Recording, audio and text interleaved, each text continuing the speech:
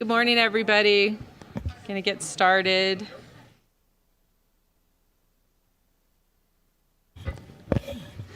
Good morning and welcome to the October 28th Board of Supervisors meeting up here in lovely Truckee. It was a gorgeous drive up here this morning. Only got stopped once, which was great. But thanks for everybody who made the time to come up and to come to our meeting today. Would you please stand for the pledge? Mandy, will you lead us in the pledge?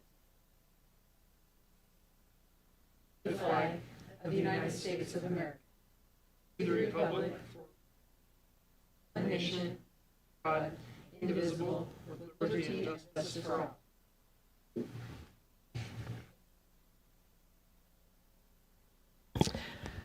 Any corrections or deletions to the agenda this morning? No corrections or deletions to the agenda, Chair. Great, thank you. And I apologize up front. It's been about 5 years since I've chaired a meeting, so I'm going to do the best that I can. Our chair is out of town today. So because of a small time delay of approximately 40 seconds on the online cable live streams, members of the public wishing to make public comment by phone should call in the beginning of each agenda item rather than waiting until you hear us call for public comment. If you wait to call in, the comment period may be over because of the delay. So you'll be able to listen to the board discussion on the phone, and we will call you in and take your call in the appropriate order. For those in the room, please remember to mute your microphones when you're not talking. This will help us to avoid feedback. And, you know, in our home place, they get to control our voice. We get to control it up here. So, all right, our first item is the consent calendar. These items are expected to be routine and non-controversial. The Board of Supervisors will act upon them at one time without discussion. Any board member may request that an item be removed from the consent calendar for discussion. Members of the public wishing to ask questions or hear discussion on items listed under the consent agenda may now raise their concerns to the board members. The supervisors will take these concerns under consideration and decide if there is adequate reason to remove the item from consent. Is there anybody who wishes to speak on the consent items today, items 1 through 19? All right. If anybody wants to call in, now's your opportunity. Any calls thus far? No callers so far. Seeing no public comment, we will close the public comment for consent. Is there anybody on the board who wishes to pull an item from the consent? Okay. Then I would entertain a motion and a second to approve the consent. So moved. Second. Roll call. District 5, Yes. District 2, Yes. District 4, Yes. District 3, Yes. District 1 is absent. All right. Okay, our first item for today after consent is our department head matters, and I'm going to turn this over to our CEO, Allison Lehman. Thank you, Vice Chair Swarthout. I'm really pleased to introduce our partners with the Tahoe Forest Health System who are here today to give an overview of the hospital. Anna Roth is the relatively new president and CEO of the hospital. She's been a wonderful addition to our community with a long history of healthcare administration. She's going to introduce her team that's with her today and then provide an overview of their community health assessment and then engaged in any questions that the board may have. So thank you all for being here. We appreciate you.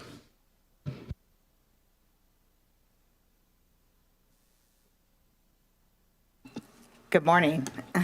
Good morning, Supervisors. I am Anna Roth. Thank you so much for the kind introduction. I am the President and CEO of Tahoe Forest Hospital, and I'm delighted to join you this morning to just give you a quick update on the state of the hospital. But really, it's going to be a sprint because I actually have a special treat for you all, which is we are going to go over our community health needs assessment, which we know is really important to ensure that we are providing you with an update on kind of what our community is looking for, what they're facing, the challenges we're facing here in this community. Just just a brief overview that our health system is made up of a hospital in Truckee, a critical access hospital, and a small hospital in Klein Village. And then we have urgent care and clinics in Tahoe City, across Truckee, and also we have some urgent care and in Incline, as well as primary care. I do want to give you a little bit of a makeup. We're going to go over some stats in just a few minutes, but I just want to say that our hospital system has been undergoing stratospheric growth in the recent years. We are a 25-bed hospital with some long-term care. We're a very small hospital, really critical access, in bold cap blocks over an incline with 4 beds and a very critically important emergency department. But actually, our biggest book of business is the outpatient. It's about 87% of our business. So when I go over some of the stats, which I've just brought you a few today, it won't be death by PowerPoint by any means, but just bear in mind that actually we are a very large outpatient system for the size of the hospital that we have. Quickly, here is our service area. This should be familiar to all of you. But this is really showing that we actually play a fairly outsized role for, even though many people think of a small hospital in Truckee, we're actually serving many, many people. This is our primary service area. I will just say that about 60% of our business comes from this area, but the rest of the 41 actually is outside of this primary service area. So it's just something important as we think about planning, that those people who visit and those people who have second homes here, they are a really important component of people who we serve. So we actually have kind of this dual role.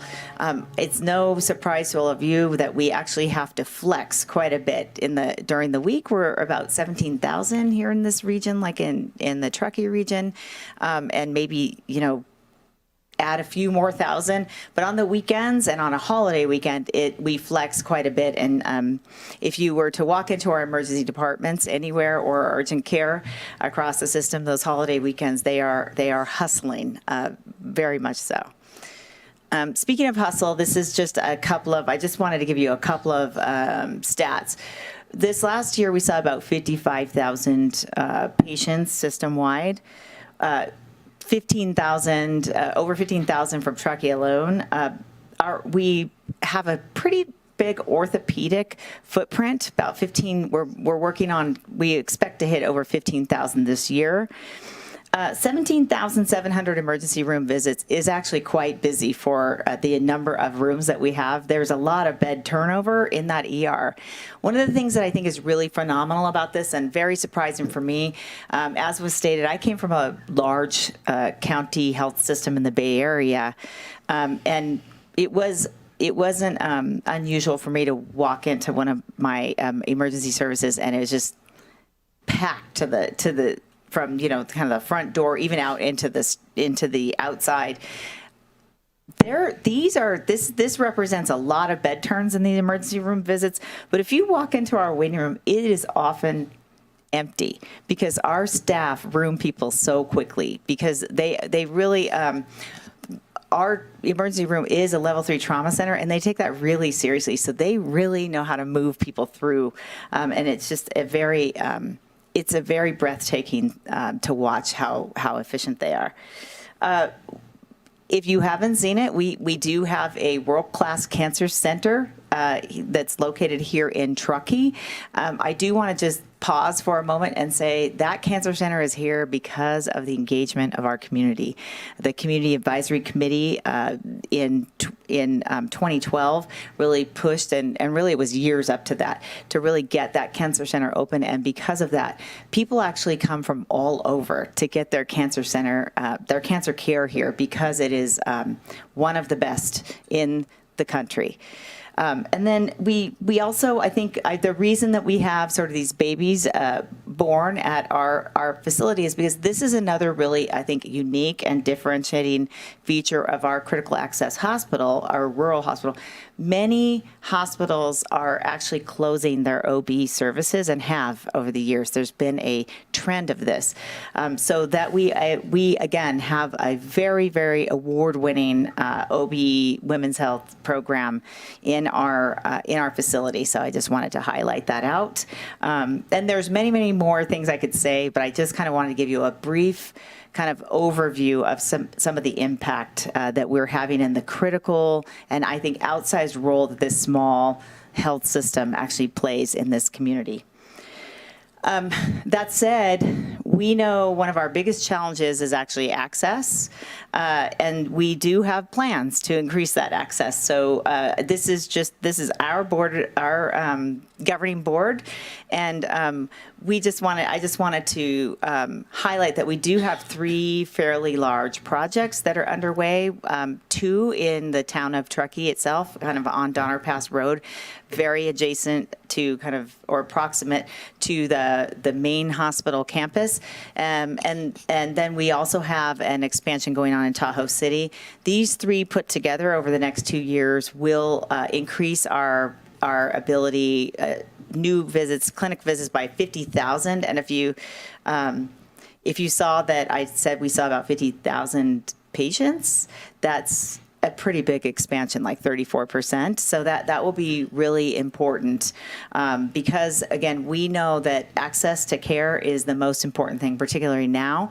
We also know that outpatient care is really where people are getting their care. I mean, the things that are going on in outpatient are just, I started as a nurse early in my career, and the things that I used to see in the hospital, we now see in the outpatient, and the things that are going on in the hospital used to be at a big tertiary medical center. So we have really changed medical technology, and so we're very proud to say that our system is really working to keep up with all of those changes and the increasing, I think, demands and needs of this community.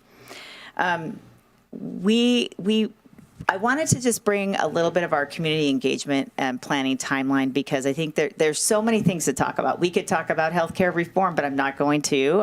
I'm happy to answer any questions, but I will do a spoiler alert to say I don't have a crystal ball, and we know there's a lot of policy work going on, and I think what we're really trying to do is ensure that we approach all of the opportunities and challenges in the coming years with resilience and also in service to our community.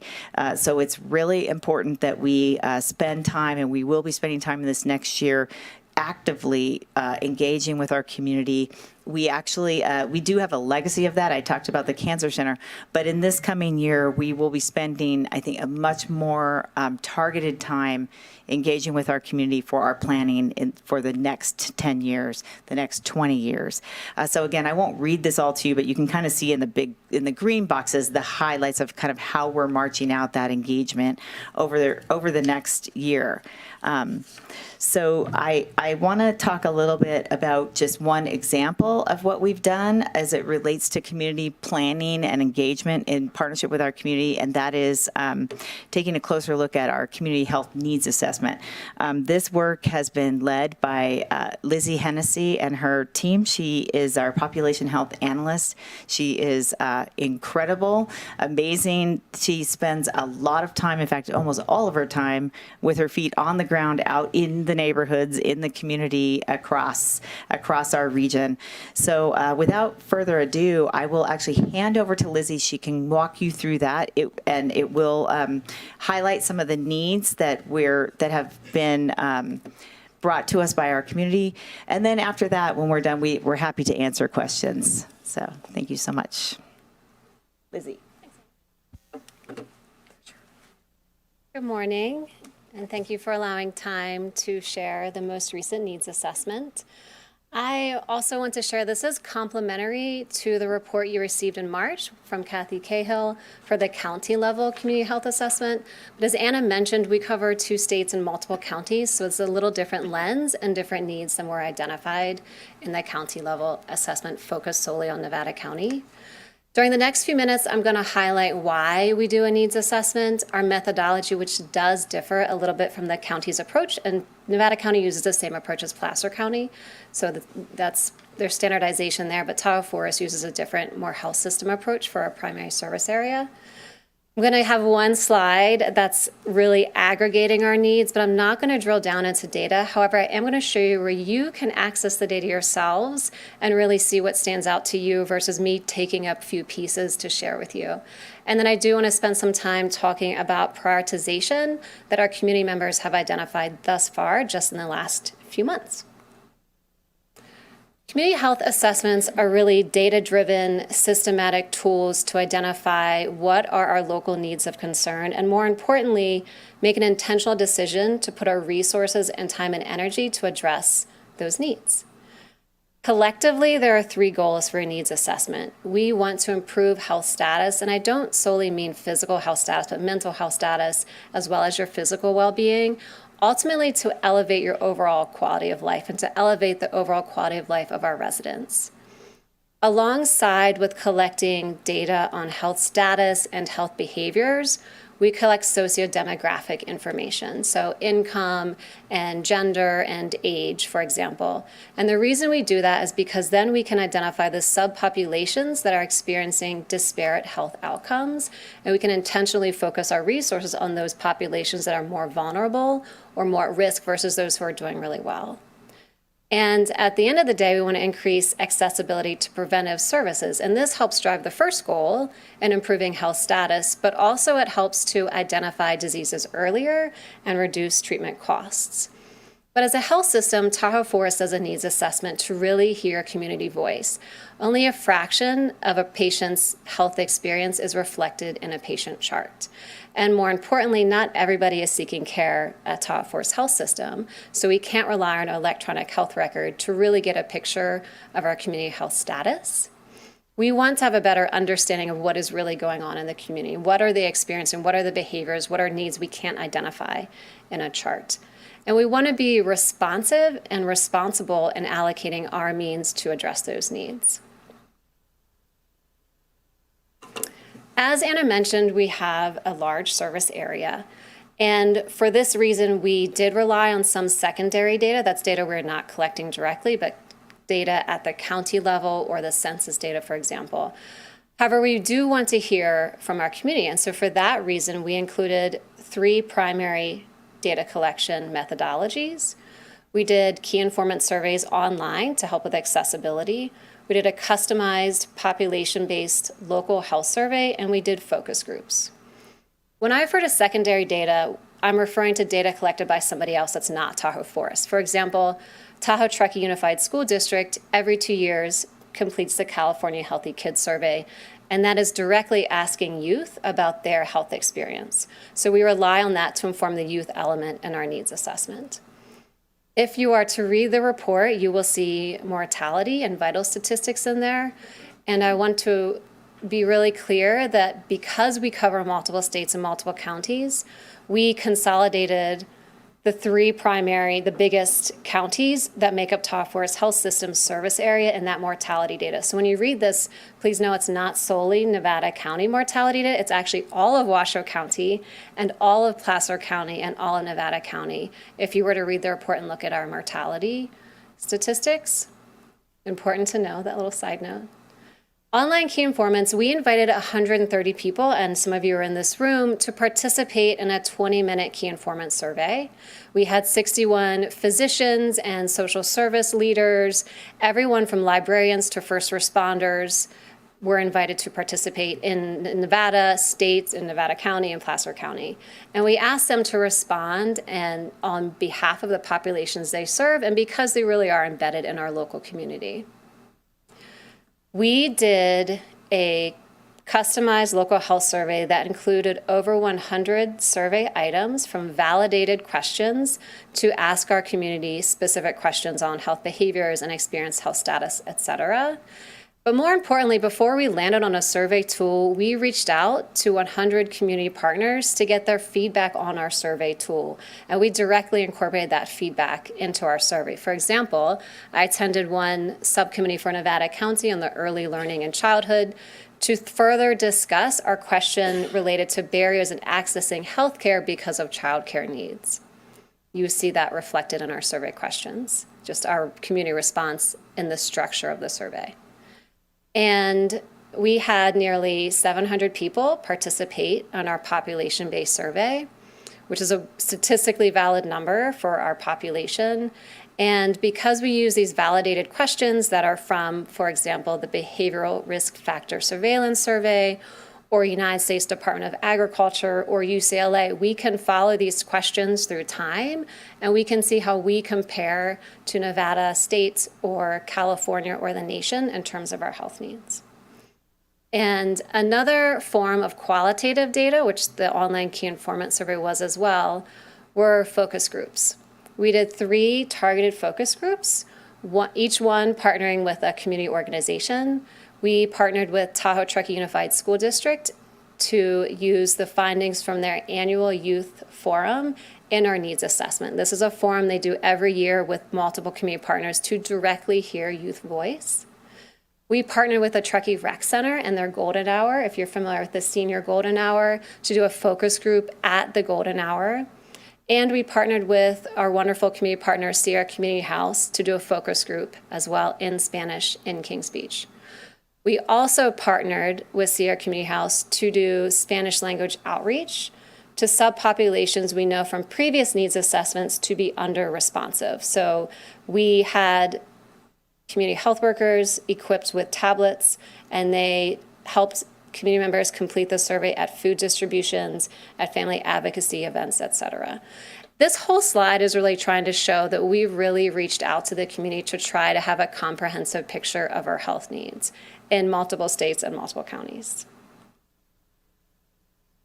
And again, I'm not going to share any data, but I'm going to show you where you can access the data. All of the community health needs assessments and community health improvement plans are on our community commitment webpage. From there, you can read the 2025 needs assessment, and I will let you know it's around 200 pages. But most of that are graphs that break down the health need by age, by sex, by ethnicity, by zip code in some cases. So I really do encourage you to look at the full report, just peruse it. If that doesn't sound appealing, you can watch a 60-minute presentation that took place a couple weeks ago that we're calling the Community Forum, and we recorded this event, so you can watch it. And finally, I'm not going to go into this dashboard, but we have tahoeforest.healthforecast.net. And if you click on that, you will see the broad health categories, for example, oral health.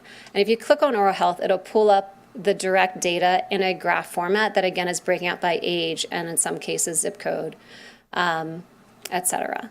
So I really encourage you, hopefully there's a way for any person to interact with this data in a way that works for them. We tried to make it really accessible. Ultimately, we do this again to identify areas of need and areas of opportunity. And there are a few different ways that we land on these areas of opportunity. One is with trending. So as I mentioned earlier, we've done a lot of these needs assessments. The first one Tahoe Forest completed was in 2011. And because we're using these validated questions, we can actually trend some of our health metrics since 2011. That's one way that we identify an area of opportunity. If the trend is worsening, it's landing up as a need. Another way is with overall prevalence. So if we have higher prevalence than California or Nevada State or the nation, it's an area of opportunity. There is also statistical significance that comes into play. So if there are changes that are statistically significant or a subpopulation that you can see is having a worse outcome in a measurable statistical manner, it's an area of opportunity. So when we start to gravitate towards metrics that are meeting that criteria, we're seeing access to healthcare, which includes access to preventative care and oral health as an area of need. Specific quantifiable metrics within access to healthcare include having a primary care provider, that's PCP, or routine checkups. In 2021, we saw a significant decline in accessing routine care. I don't think that would surprise anybody in the room. We are continuing to see this as a need on which we should focus as a health region. Additionally, we asked if people had ever been diagnosed with cancer, and if so, what type of cancer. Skin cancer is the #1 cancer site that our community has reported experiencing here. And stroke is one that came up at the county level for mortality. And again, county's not just Nevada County. We're looking at all of Washoe County and Placer County as well. So there's a few specific metrics that come up under access to healthcare, preventive care, oral health, et cetera. Mental health is another area of opportunity.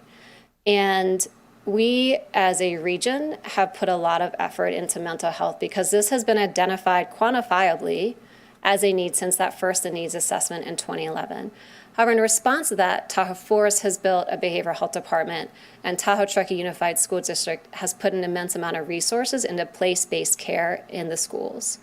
However, this continues to be a need, and I don't want that to get lost despite the significant efforts that have gone into addressing mental health.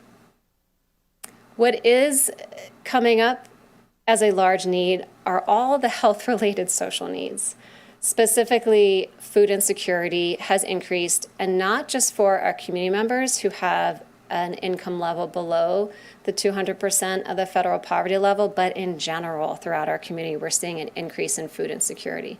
And when I say food insecurity, I'm not talking specifically about hunger. I'm talking about people are worried about being able to purchase more food, or they're running out of food before they can purchase more. There's actually two different questions for that. Housing, as this audience knows, continues to be a need. Transportation. Health literacy is a health-related social need, and I think what might first come to mind for people is a language barrier. For example, English as a second language, and that's not exactly what we're talking about. There's also simply understanding that which your healthcare provider is saying to you in a way that's understandable, even if you speak the same language as your healthcare provider. Caregiving is also coming up as a need in the 2025 needs assessment. And then our final big bucket is substance use. Specific metrics are poison and drug overdose rates and youth substance use. I have the most recent California Healthy Kids Survey data. It hasn't been widely distributed yet because it's really new. The good news is mental health is improving for our youth. So an area to continue to work on is youth substance use. So these are areas of opportunity, but I want you to have in the back of your mind, we are doing really well in so many areas. As a community, we have such lower prevalence of obesity and diabetes and high blood pressure, and we are phenomenal at getting out and participating in physical activity. Our loneliness rates are so low, we're well below national and state levels. But to walk away with these are really our largest needs of opportunity. And I would actually add tobacco use to substance as well. As I mentioned earlier, we've done some prioritization, but there's a little bit of a story behind each of these and what this person knew going into prioritizing. Key informants are a part of our needs assessment. We asked the 61 who ended up participating to rank as a major problem, moderate problem, no problem at all, 16 different areas of healthcare. And you can see they rank substance use as the leading major problem in our region, followed by social determinants. In their case, those two were grouped, housing and food insecurity, mental health, et cetera. So you can see that these are people who are experts in our community and were asked to rank those, not knowing any of the data yet. At the community forum, we spent 60 minutes going over as much data as we could in detail. Afterwards, we asked those attendees to rank based on severity and scope of the healthcare issue, but also feasibility. Can we actually do something about this? And when they were asked to do that, could quantify this. Mental health came up as the top, followed by food insecurity. You can read those there. And the following day, we were at the Lions Club free health fair. So you can see these are different populations. The community forum was open up to anybody. Anybody could come, but they were all given that 60-minute presentation. The free health fair are people accessing free health services. They had flu shots there for free. They had oral health screenings for free. They had glasses for vision, for example. They had blood pressure and blood glucose screening. So different population. We gave them 3 dots and asked them to put the dots on the area of need they think we as a community should be focusing. And for that population, housing came up as the top need, followed by access to care and oral health. So out of the 16, the actual top 5 are really similar, even if they're ranked a little bit differently within those top 5. Next steps, this is my last slide. We take all of this information and we start to drill down a little bit more into it and really identify our strategies to addressing these needs. I am in the process of recruiting a community health improvement plan task force. Even tonight, I'm going to recruit someone from our patient family advisory committee. And then we're going to start meeting in December and then meet through May to ultimately develop an action plan or strategic plan that is finalized by June 30th, 2026. We will also be aligning with Tahoe Forest's strategic plan. And as a part of the Nevada County Community Health Assessment Steering Committee, as I am involved in Placer counties, we will continue to collaborate with both counties on future needs assessments and align with DHCS criteria. So, I'm happy to answer any questions. I encourage you to go to the website and look at the data yourself. Great. Thank you so much for the comprehensive report. It's fascinating what you guys are doing here, especially when we compare it to what's going on down in the Western County. So thank you. Before I go to my colleagues for questions, we're going to open up public comment and see if there's any public comment on the report. Seeing any in the chambers? Are there any callers? Not seeing any, but let's give it one more second to check. Okay, thank you. No callers. Okay, thank you so much. We will close the public hearing, public comments, and see if there's any comments from my colleagues. Artie, I see you writing notes furiously there, so I'm sure you have a few questions, even though I know that you've been intimately involved in all of this. Chronic note-taking. Thank you for the presentation. Yeah, I've seen that before, and I know you're going to tell me to move this closer to me, but it's actually glued. Oh, it's unglued. Sorry. Anna and Lizzie, both, thank you so much, and welcome to our community, to your new leadership team, and we welcome you and looking forward to working with you. I started understanding Tahoe Forest Hospital when I was in college. I worked as an EMT, so I went to the emergency room all the time, and I've seen this community growth over the past 30 some odd years that we've lived here. Had a couple kids there, been hospitalized there several times. It was a good experience and a bad experience, I'll put it that way. But lots of orthopedic visits, and I've just seen the hospital system grow and change to meet the community needs, and I'm really proud of what you do. It's also nice when you walk into the ER or any of this specialty group for care. I know people, they're local people that live and work in our community, so it's nice to share that with the hospital system. I think your work with seniors, I'd like to applaud as well. I've done some senior outreach tabling groups that Tahoe Forest has been a part of, and you've always been welcome to jump in there and work with that community. So I think it's kind of a silent population that deserves a little extra attention if we can get over there and handle it and be part of their community. So I appreciate that very much.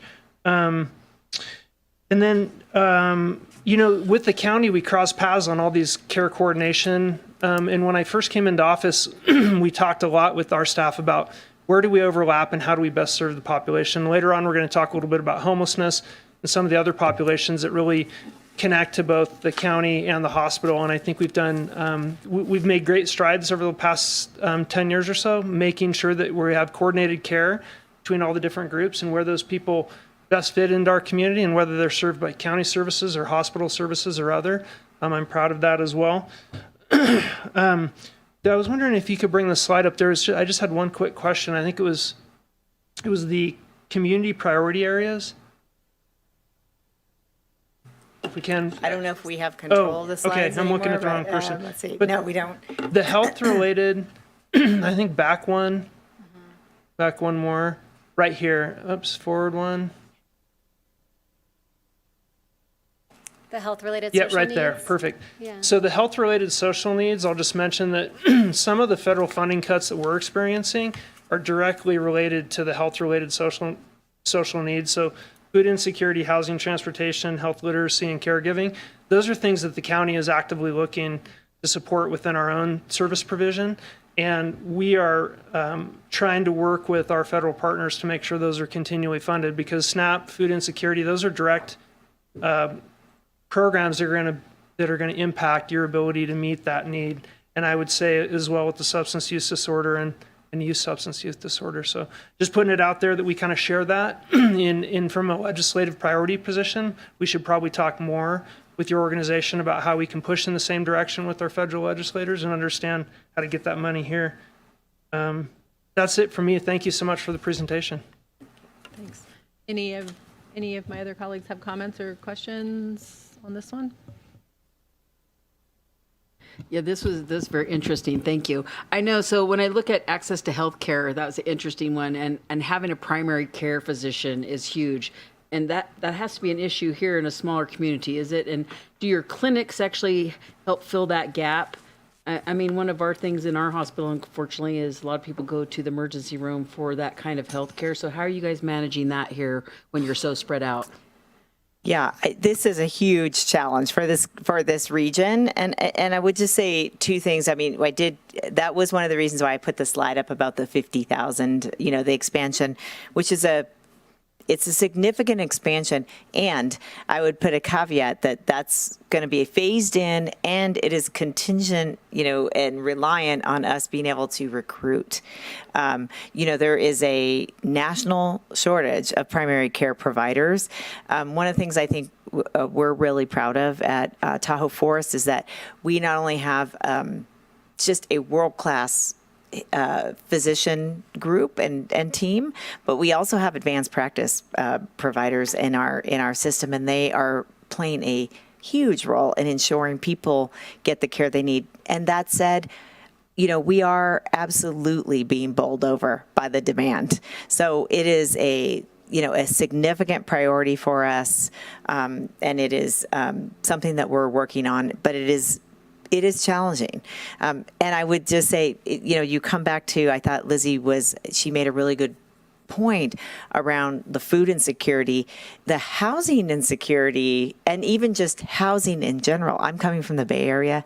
It is very difficult to get workforce into this region and housing, even, with a disproportionately, in the case of providers, on the higher pay level, it is still a challenge to get people into this area, particularly when, we want people kind of to come, bring your families, really embed in this community, much like Supervisor Bullock, talking about, we want to see you in our, hopefully not in our ER with an injury, but maybe in primary care for your well check.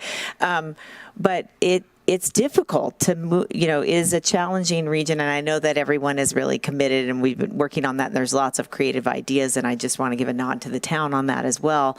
But it's not something that we can just kind of open the jobs and people will come. We have to have a whole workforce strategy around that, and we are working on that.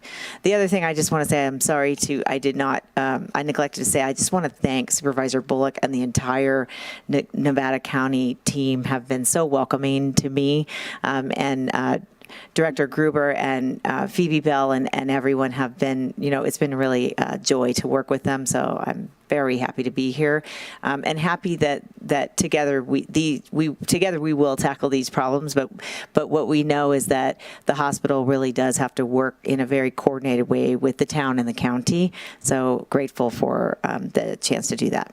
Thanks. All right. Thank you. Thank you so much for your presentation. I am now going to ask for a motion to accept the report in a second. I'd move to accept. Second. All right. All those in favor signify by saying aye. Aye. Anybody opposed? Great. Thank you so much. And before they all leave, they've asked if we would do a picture with them. I know all of our favorite things to do. So Can I make one quick announcement? Sure. Related to the hospital board and the town of Truckee Town Council will have a joint meeting held here tonight. And Chief Renfo's told me 5 times. It's 6 p.m.? 5:30, thank you. 5:30 p.m. We are not messing that up. 5:30 here.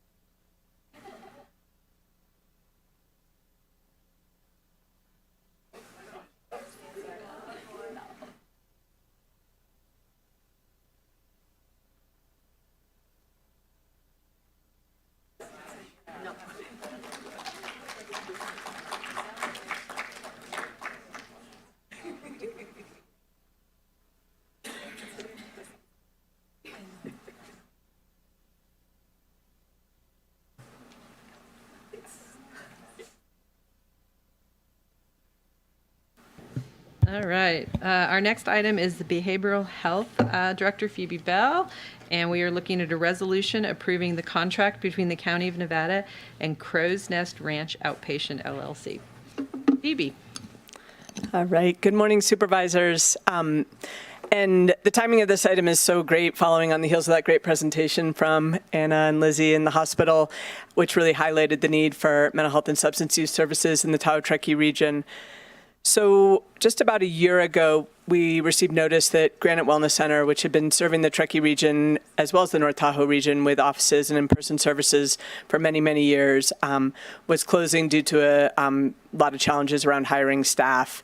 And so over the past year, we've been working hard to fill the need in the Tahoe Truckee area.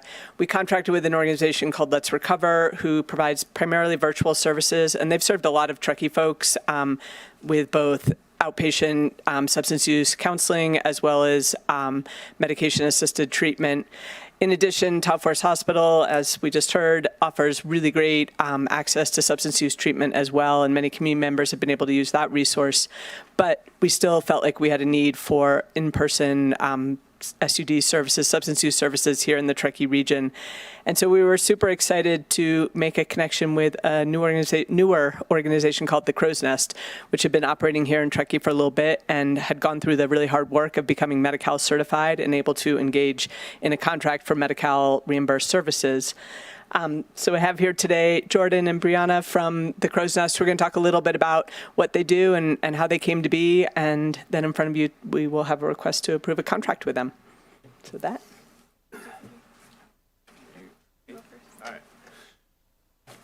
I swear our organization is more organized than that. Thank you all for having us. Appreciate it. I always make this joke every time I'm in any kind of important setting like this, where if you'd told me that I would be at a place like this in my use, I probably would have told you need cut off. How do you look? Good to see you, man. Lots of emails and phone calls. Yeah, so we came about pretty much when I got out of rehab. I saw that there was a big need. We started out predominantly as peer support, running group meetings that were alternative to the local 12 steps, just things that could offer people a little more than just your regular 12-step meetings. And from there, we just grew. The idea to open the outpatient came from a confidant of mine, and from there, we just started working our buns off to bring you some local in-person holistic treatment. So that's why we're here and how we came about, to really shorten things up. I can be really long-winded, so I'm going to cut myself off here as well. So thank you. Hi, everybody. I'm Brianna Miner. I'm the co-founder here at Crow's Nest Ranch. So as Jordan mentioned, we are an outpatient facility. We're licensed with the Department of Healthcare Services, accredited with the Joint Commission, and now thankfully certified with Drug Medi-Cal Clinic as well. And looking forward to contracting with Nevada County. We offer services from partial hospitalization, which is up to 30 treatment hours a week for an individual, down to intensive outpatient services, which is up to minimum 9 hours up to 20 hours a week, and then outpatient services as well. And then we'll also be adding to our continuum of care further peer support services, prevention and wellness services, and soon to be crisis services as well. And that is all the services that we offer at Crow's Nest Ranch. Thank you, everyone. Thanks, you guys. And we're really excited to have this organization as a potential partner here in Truckee. I think they really have their fingers on the pulse of Truckee needs and are being well received by the community. And we're hopeful that this will add to the array of services for residents in Truckee, particularly those folks on Medi-Cal when they need access to care. So with that, happy to answer any questions. Thank you so much, and thank you both for being here and sharing your story with us. We appreciate it. Any questions for Phoebe or? All right, at this time, I am going to open up the public comment. Does anybody from the audience would like to comment on this item? No? Okay. Any callers? No callers. Callers, all right. Seeing no public comment, I will close the. No, so I just have a question. This is interesting. So this was like a little grassroots group that created this, and it's just here in Truckee? That's incredible. That's incredible. So, and how long have you been in existence? Try and keep it short and sweet again. No, it's really very interesting. So 2022. We started out predominantly as just running some meditation and workout meetings, and then started working from there to establishing a legitimate clinical offering to the area specific to substance use and behavioral health. We figured there's a lot of other great healthcare practitioners in the area. Tahoe Forest Health, quite obviously, very adept at what they do, but we wanted to just really focus in on that specific need and what was needed in the community and give people some real, like, in-person care. And so we just started from there and just started working.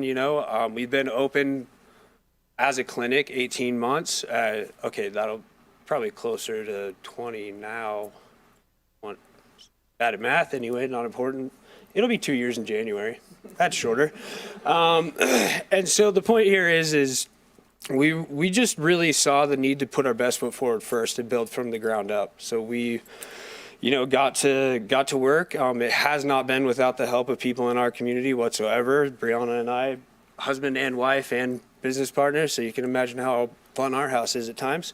But the goal was to become licensed, accredited, and get in tune with Medi-Cal. The big reason I wanted to be involved with Medi-Cal specifically is in my past, I've gotten treatment through health state insurance. So, just mincing my words there, apologies. But it's been a goal of mine ever since to really offer real, legitimate, just focusing on that substance use and behavioral health care and recovery for all people of our community, not just a specific section. We definitely could have gone the private route as far as just only taking so many different things, but that was not my intention with this and never will be. Right on, thank you for that. No problem. Artie? Yeah, just a comment. Go ahead. Yeah, I've seen the progression of your organization. I think we were, just in your infant and genesis period, right when you started, you and I talked a lot. Yeah, very supportive, and I just want to commend you for your fortitude in getting through that Medi-Cal application. I think I'd like to also thank Phoebe and Ryan because I think early on I said, hey, I don't know what we can do because we serve this certain population. We can help you become a service provider.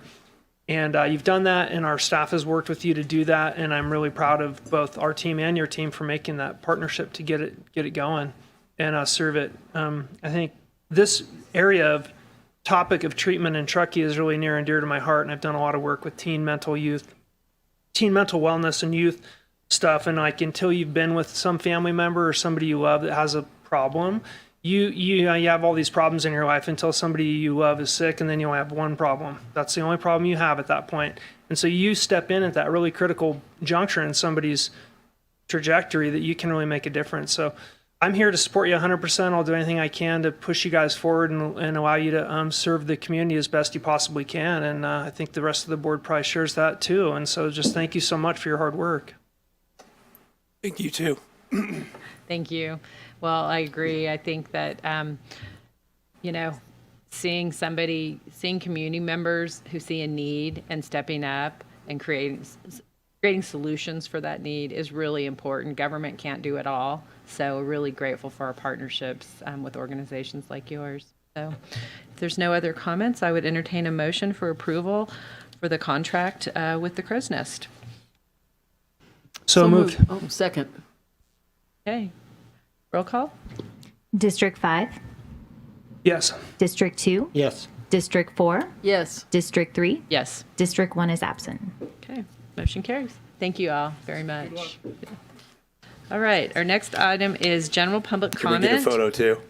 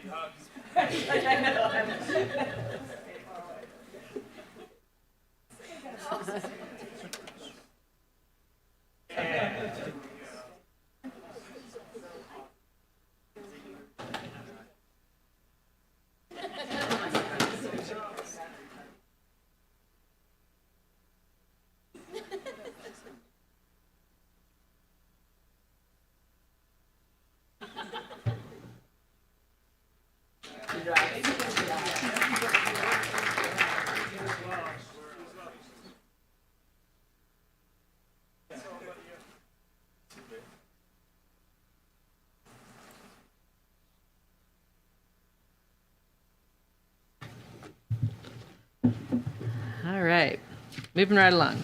Our next item is general public comment. Members of the public shall be allowed to address the Board of Supervisors on items that are not appearing on our agenda today. Speakers are encouraged but not required to give their name and district of residence, and please direct your comments to us here at the board. Each speaker will be given 3 minutes, at which point the microphone will be turned off, although I'm not sure we have the ability here, but please keep it to 3 minutes. And then you may provide comments by speaking directly to the board from inside the Truckee chambers or by calling 270-3474 to comment live over the phone. If you want to make a comment on the phone, please get on the phone right now. All right. First, you ready for public comment? So this is your opportunity for things that are not on the agenda today.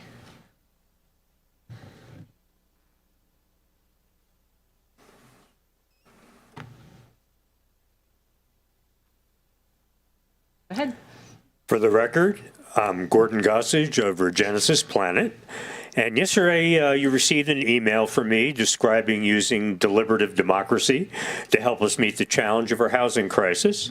And I look forward to reviewing this approach with each of you. I believe strongly we must bring emotions into our housing solutions. Deliberative democracy asks neighbors who rarely speak to sit together and wrestle with issues they see very differently. Policy ideas do matter. Yet at Regenesis Planet, we believe the most important part is this: seeing each other's faces and feeling what the other feels. Think of the places you've called home. Were there times when home added stress instead of relief? When a household spends less than 30% of their gross income on housing, the costs feel manageable. Above 30%, most people feel burdened. Above 50%, the burden can feel extreme. Now picture neighbors in conversation. One household spends under 30%. The other household, an early 30s couple with an 8-year-old, has watched their housing costs climb from 30 to 50% in 3 years. Over that time, they've had to cut non-housing expenses from 70% of income to 50% of income. How do they express the emotions they deeply feel? Common emotions in that shift: stress and anxiety, the constant mental math, fear that one surprise bill breaks the month, loss and grief, saying no to dinners out, hobbies, travel, or kids' activities, pieces of identity left behind, shame or embarrassment, comparisons to peers or to a past life, worry about falling behind, irritability and resentment, money fights at home, frustration toward landlords, lenders, or the system, guilt, trimming gifts, donations, or kids' extras, saying no more often, isolation and FOMO. Every purchase becomes a micro trade-off, budgeting burnout, exhaustion, extra work hours or side gigs to plug gaps, insecurity, fear of car trouble, medical surprises, rent or tax hikes. This emotional reality must be the backdrop for the choices we make as a community to provide each other with housing solutions. Thank you. Thank you for your comments. Is there anybody else that wishes to make comments on items that are not on the agenda this morning? Any callers? No callers. Callers. All right, we will close general public comment. Move on to our next item, which we will be recessing as the Board of Supervisors and reconvening as the Nevada County Sanitation District. The first item on that agenda is our consent. These items are expected to be routine and non-controversial, and the Board of Directors will be able to act upon them at one time without discussion. Any board member may request that an item be removed. Any member of the public can ask for an item to be removed. Is there any comments or items to be removed on the consent for this? Okay. I would ask for a motion to approve the consent calendar for the Nevada County Sanitation District. So moved. Second. Okay. Roll call? District 5, Yes. District 2, Yes. District 4, Yes. District 3, Yes. District 1 is absent. Okay. So no items pulled from the consent calendar. So now we will have an opportunity to make general public comment on the sanitation district. Is there any general public comment? Callers?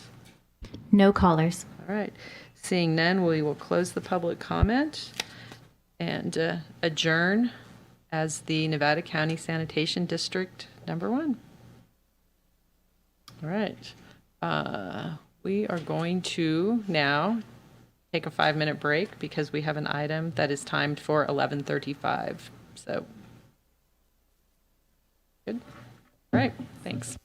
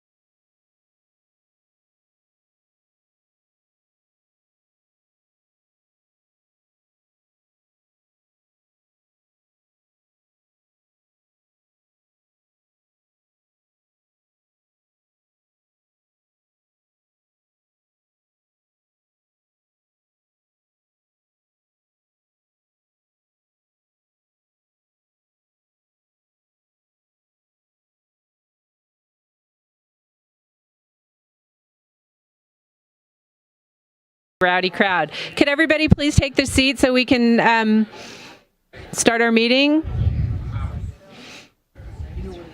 All right. Thank you so much. Our next item is going to be an informational presentation regarding the efforts to address homelessness and the Tahoe Truckee Homeless Action Coalition funding recommendations for a homeless resource center in Truckee. Ryan Groover, welcome. Thank you, Supervisor Swarthout, members of the board. I'm Ryan Groover, Health and Human Services Director for Nevada County, and I stand before you today as part of a coalition presenting progress on homelessness in the Tahoe Truckee region. So I want to make that distinction versus the county coming forward with a project, that we have a network of coalition partners in the audience today who have been part of this process, and I'll be more specific in terms of what that has entailed. But we have representatives from the faith-based community, from North Tahoe Truckee Homeless Services, from Tahoe Forest Hospital, the town of Truckee, Placer County has been a participant, and many more. And so excited to bring you an update today. So this really represents an update on the work of the Tahoe Truckee Homeless Action Committee. That's a slight rebranding from where it started as the Tahoe Truckee Homeless Advisory Committee, as we've pivoted from developing a plan towards implementation of that plan. And its goals are to prevent and reduce homelessness in the Tahoe Truckee region. And we've been working on homelessness in this area for many years, but there have been some real barriers to establishing services in the area. That's not to say we don't do anything. We've had contracts for homeless outreach and services. There's previously been a warming shelter and a day center, but getting enduring locations and enduring projects in place has been a challenge, and that's part of why the THAC, as we call it, the Tahoe Truckee Homeless Action Committee, was formulated, recognizing that need for broader-based community stakeholder input, from participation from our jurisdictional partners and other interested parties. So the coalition is chaired by Mayor Jan Zabriskie, who's in the audience today, Supervisor Hardy Bullock, and Cindy Basso, who's the founder of the Fellowship for Compassion. And then you can see the members, the other members of the coalition up on the screen there. So we've got North Tahoe Truckee Homeless Services, who I mentioned, Placer County, Sierra Community Health, Tahoe Forest Health System, the Community Foundation, Town of Truckee, the Chamber of Commerce, Truckee Library, and United for Action. So a really broad coalition of interested stakeholders helping to move forward solutions for the community. So the first phase of that project involved creating a regional homeless action plan, so recognizing that there are unique challenges in Truckee as part of Nevada County, and that Truckee is part of the Tahoe Truckee region, and that jurisdictional boundary between Nevada County and Placer County isn't as relevant up here as it is in some other places. People really are part of a region, and somebody, especially somebody who's unsheltered, could be spending their evening on either side of that border, and a recognition of a need for a regional approach. Also focusing on gaps that exist. So we worked with a state grant, a technical assistance grant, to analyze data and compile a list in terms of the need and the gaps in the system. And so those gaps exist along a spectrum from navigation to permanent supportive housing to affordable housing. And permanent supportive housing, the board will recall that we attempted to bring a permanent supportive housing project to bear that did not move forward. There is permanent supportive housing on the horizon with Pacific Crest Commons, which you'll be hearing more about later today, as well as more affordable housing as part of that project. So you'll be hearing a presentation from Tyler Barrington, as well as getting a tour of that under construction project. So those two components, in addition to permanent supportive housing having been developed on the Placer side with Brown Bear Studios and numerous affordable housing projects in the region, that navigation and interim housing ended up being a clear gap and the need for shelter beds. And so this is something that all the coalition partners united around in terms of the spectrum of need and a focus area for that, for the most immediate need. So some timeline here in terms of partner acceptance of this regional plan, which really was an outgrowth of both Placer and Nevada County's broader homelessness plans, but specific to this region. The Town of Truckee Council approved it in April of 2025. Sorry, the dates here aren't. sequential. Homeless Resource Council of the Sierras, which is the umbrella entity for homelessness, or for the TTHAC group, approved it in February. Tahoe Forest Hospital approved it in May, and the Board of Supervisors heard and approved it in May, and it's being incorporated by reference into the Nevada County Broader Homeless Action Plan. So we're excited today that following the lead of our partners in the coalition, we've been working towards, as a group, a navigation center, and there is a property that has been identified, and the coalition partners expressed a strong desire to get something in place by the winter, and if possible to have the capacity for winter shelter in addition to interim housing beds, which are typically part of navigation. And so the property that you see up on your screen here has been identified as a potential location. We have a cost estimate, and we have a potential provider in terms of Volunteers of America. And so you see some basics about early development of what this might look like. I will say one thing as we've followed this community and coalition approach is that we've traded the county's traditional approach to bringing homeless resources to bear, which is where we look for opportunities in terms of location that align with grants and strike when those two things align and try to bring something forward that aligns with those things. Something we've had to trade here is the recognition that if we're taking our time, if we're looking for the things that are truly a priority of the community, we don't necessarily align that with grant opportunities. And so the need for a multiple partner approach to bringing things forward and funding it is something that we've leaned into in Tahoe Truckee. So this is the proposal that aligns with that. So it will have case management and services on site, 6 interim beds, and then capacity for 10 congregate beds for the 4 winter months of the year. And it'll be 25 or 24/7, 365 days a year for the 6 interim beds. And this is a 1-year pilot project. So all partners agreeing to bring forward to their governing boards for consideration participating in this as a pilot. So the town of Truckee and Tahoe Forest Hospital District are having a joint board meeting this evening. They're here today and will be present for that meeting this evening to consider participating in this. Their members have been actively participating in the coalition and helping drive this forward. The board has previously authorized in closed session for us to begin or to consider lease negotiations on the Deerfield property. So contingent on your board's approval or acceptance of this presentation and the adoption by the hospital and the town this evening, we will move forward with that. I want to update this third bullet a little bit. It references the town's development code. The development code actually reflects the government code provisions that exist external to the development code. We're not leveraging the development code, but the government code privileges related to interjurisdictional rights to supersede zoning.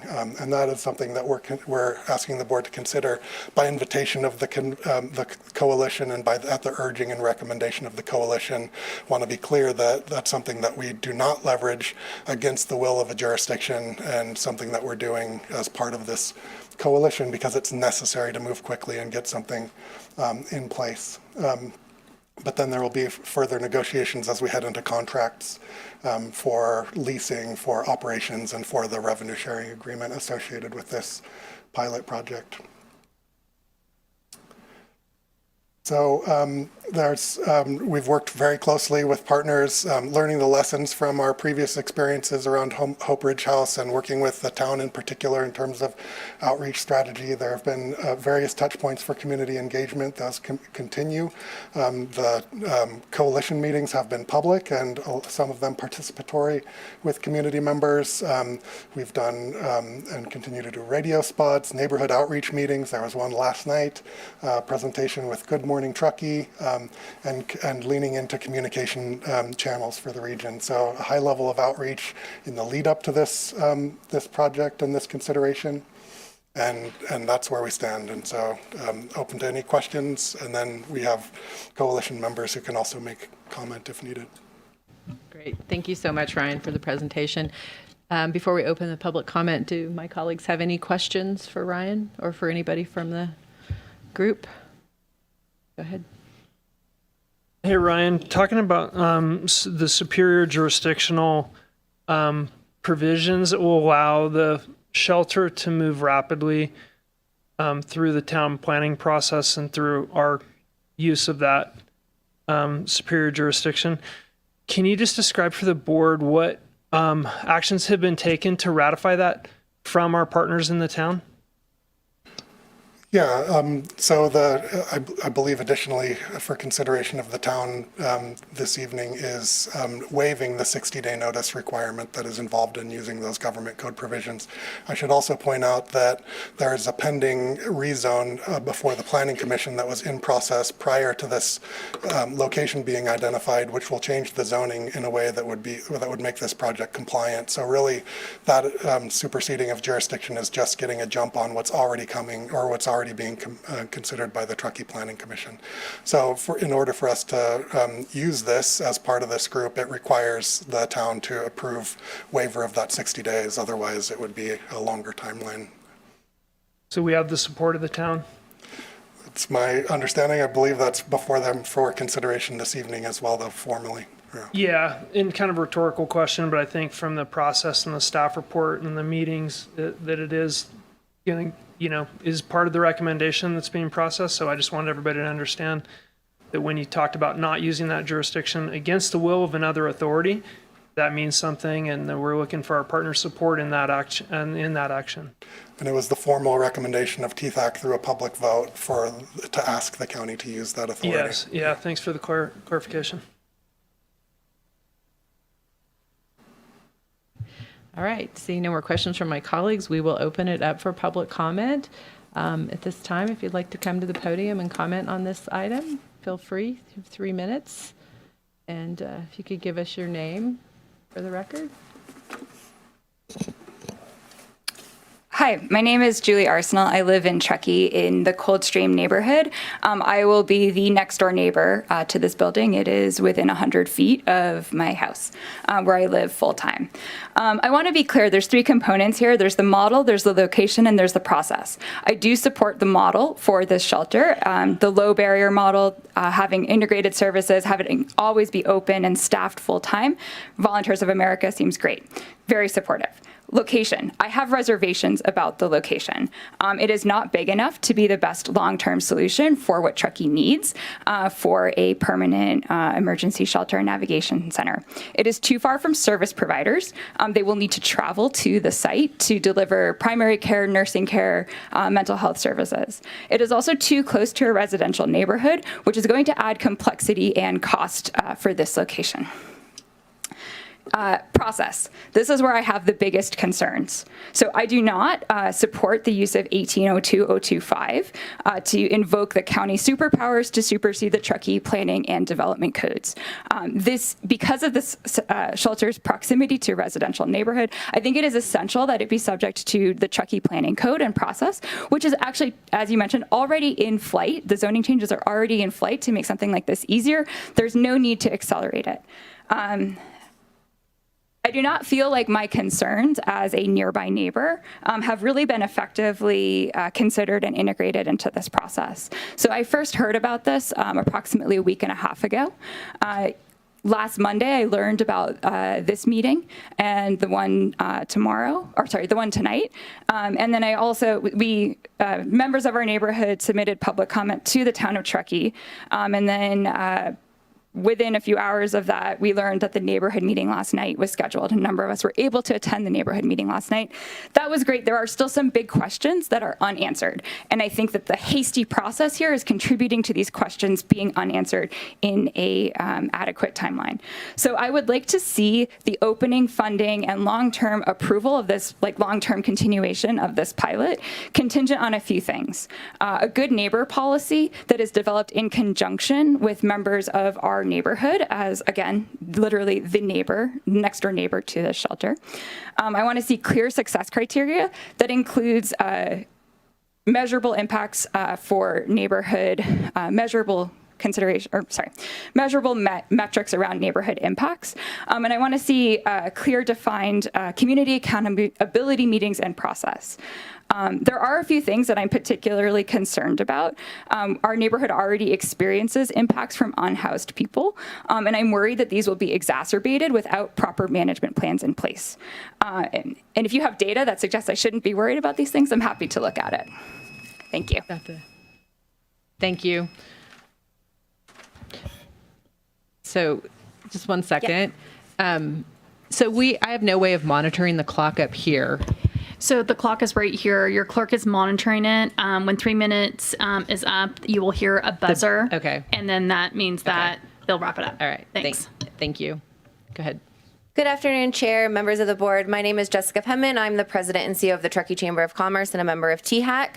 We've been an active member in this 18-month process and strongly support funding the navigation pilot for 1 year. We believe this project represents a meaningful step forward in addressing the homelessness in our region with both humanity and accountability.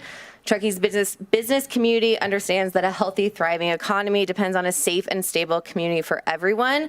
And we commend Nevada County, the town of Truckee, Tahoe Forest, and all THAC partners for the shared leadership on this issue. We also encourage continued neighborhood conversations on this project as this project advances, ensuring residents, businesses, and service providers have ongoing opportunities to engage, share feedback, and help alleviate concerns.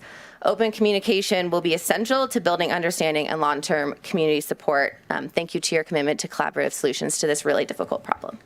Thank you.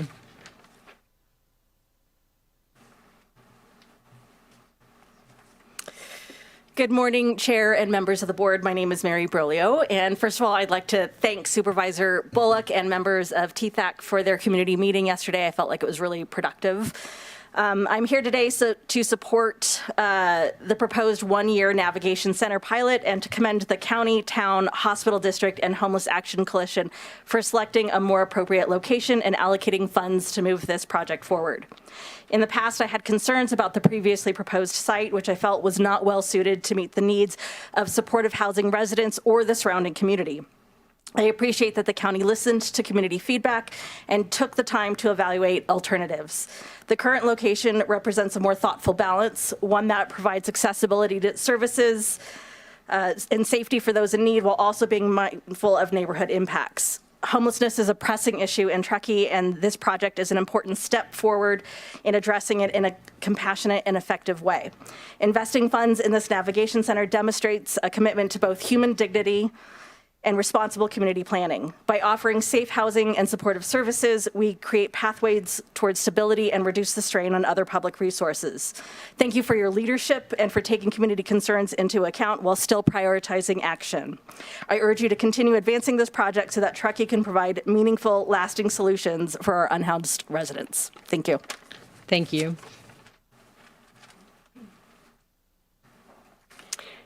Hello, I'm Reverend Claire Novak, a THAC member representing United for Action, a North Tahoe Truckee coalition of faith-based organizations and community activists. UFA's focus is on meeting our neighbors' basic needs: shelter, clothing, food, health, and our key focus over the last 10 years has been on homelessness and housing. And I'm here to remind you of the depth of community backing for our unhoused neighbors. 10 years ago, to this day, I was in the basement of Church of the Mountains in Truckee at a neighbor meeting to discuss a proposed pilot program for an emergency warming center. And this was a grassroots program by UFA, the church, and a coalition of faith groups and agencies and nonprofits, a grassroots effort that was built on hope and best practices. We listened to housed and unhoused neighbors, researched best practices, and we adapted them to our unique mountain region. We collaborated, we raised money, we volunteered so that we could end deaths from weather exposure and neglect. And here we are again, 10 years later, for another collaborative pilot, a navigation center. We're still here with the same hope in humanity, but with greater experience and tools and allies. And I want to lift up the strong work of the THAC. 24 members of our community came together to give vision and direction for a regional homeless action plan. And this plan is local wisdom by locals, suited to Tahoe Truckee realities and resources for our mountain values and weather. So let's start to carry forward this sound action plan. We know from the success of North Tahoe Truckee Homeless Services that grew out of our grassroots efforts that we have concerned, committed community members who will use their know-how, their dollars, and their efforts to make this navigation center succeed. They'll approve of the funding that you contribute, and they'll add more. And I'll be there with the over 100 UFA members who backed our letter of support to bring in more allies so that we can make the navigation a space for those who are still out in the cold and yet still part of us. And I'll say this, I've been to so many neighbor meetings and local forums on homelessness over this past 10 years. I'm grateful for that. And never once did I hear that we don't care about our unhoused neighbors. Never once did I hear that they don't or they shouldn't exist among us. The questions have always been about the how. How can we make an effective difference? Thank you. Thank you for your comments. Appreciate it.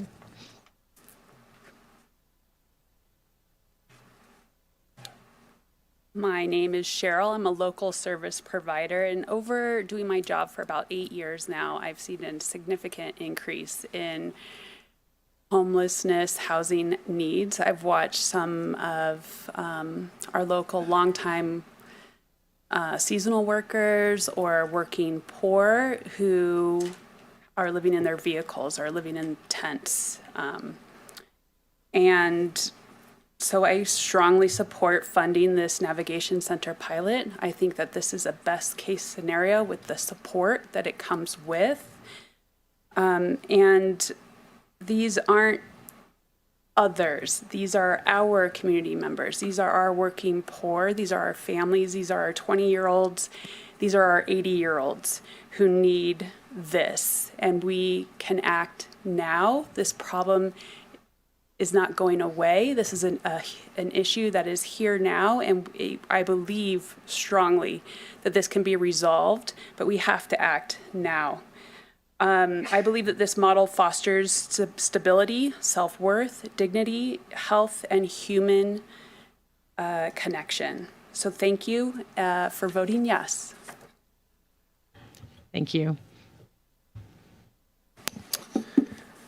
Board, Travis Sandifer, Volunteers of America, Northern California, Northern Nevada. Thank you for addressing this issue today.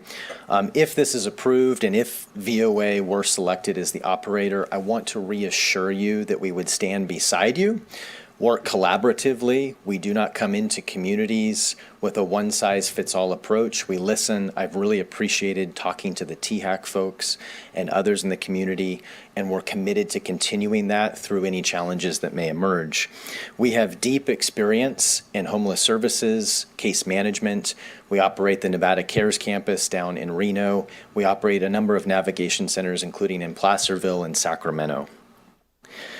To put this in perspective, and I use these statistics very, very often, but a National Bureau of Economic Research paper found that if you are unhoused, you have a 3.5 times higher likelihood of dying. It takes 20 years off your life. And other studies have found that at a minimum, the impacts on ERs and hospitals, you are 8 to 9 times more likely to end up in the emergency room. And so I share that scope, and I always try to keep that in perspective. These are life and death issues. We take that super seriously, and we appreciate you jumping into this and addressing that in your community. We have had great success in various communities, and while there is no silver bullet, we have a pilot program right now down the hill in partnership with Anthem. And by pairing shelter, housing, case management, we have seen 90% reductions in emergency room visits, 90% reduction in hospitalization for the individuals participating in that program. The care coordination is vital, and that doesn't even begin to capture the human impact. And so I would also encourage you to think, and I always try to remind people, because I gravitate towards the numbers, that's just my personality, but there are real humans behind these statistics. and I get to see that. And so if you ever want to hear those, or if you ever need that connection to the front lines, reach out to us or to any of the other frontline providers. I could give you time and time again the most miraculous stories of people being resilient and working through that journey. And so our goal is to help people work from homelessness to independence and show them love and dignity along the way. Thank you for your time. Thank you for your comments. Good morning, good afternoon, Board of Supervisors. I'm grateful to be here today. This is a huge step forward with the work that everyone's put together. My name's Kathy Foley, and today I'm here as a community advocate and a board member for Fellowship of Compassion. I've lived in this community for 33 years, and for the last 15, I've volunteered and worked to provide care and connection for our unhoused and underhoused neighbors. Most recently serving 9 years as the leader of the Emergency Warming Center in North Tahoe Truckee Homeless Services. During those years, I've shared countless meals, discussions, nights, holidays with our unhoused neighbors. I've learned firsthand that the majority of our guest visits are from people who live here or have deep connections to this region.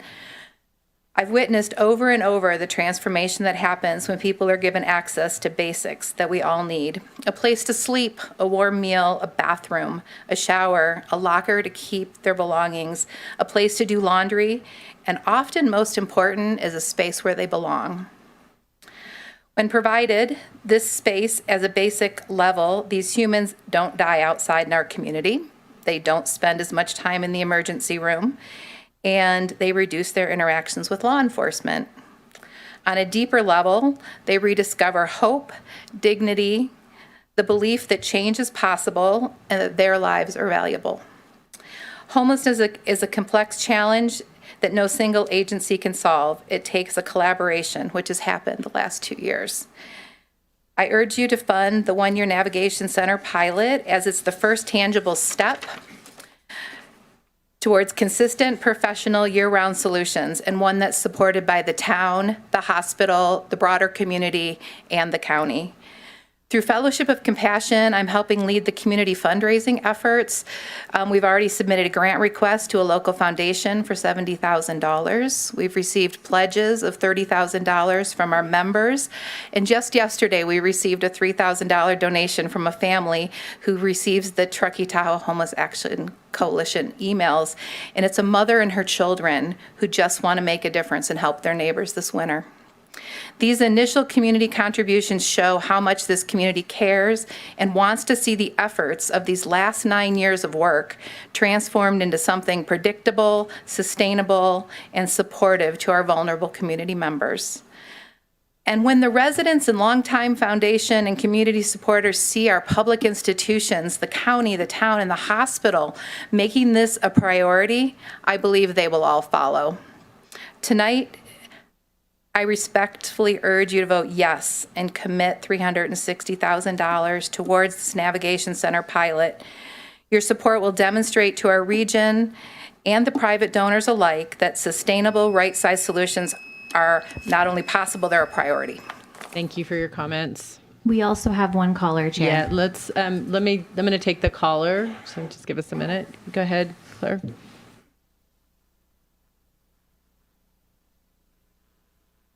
Hi, this is Matthew Coulter calling from Grass Valley, and our navigation center, I guess it's been renamed to Resource Center. And just so Truckee is aware, they should really come visit North Seton Way in Grass Valley and see what's happened to that part of town. There's a lot of people that can't use that part of town anymore. Can't go grocery shopping, can't go to CPS. I hear an echo, so I'm being played twice, I guess. We can hear you just fine. Matt, go ahead. It's really impacted the area in a very, very negative way, and I would really encourage the County of Nevada to get Nevada County Sheriffs involved, because Grass Valley Police are way overwhelmed.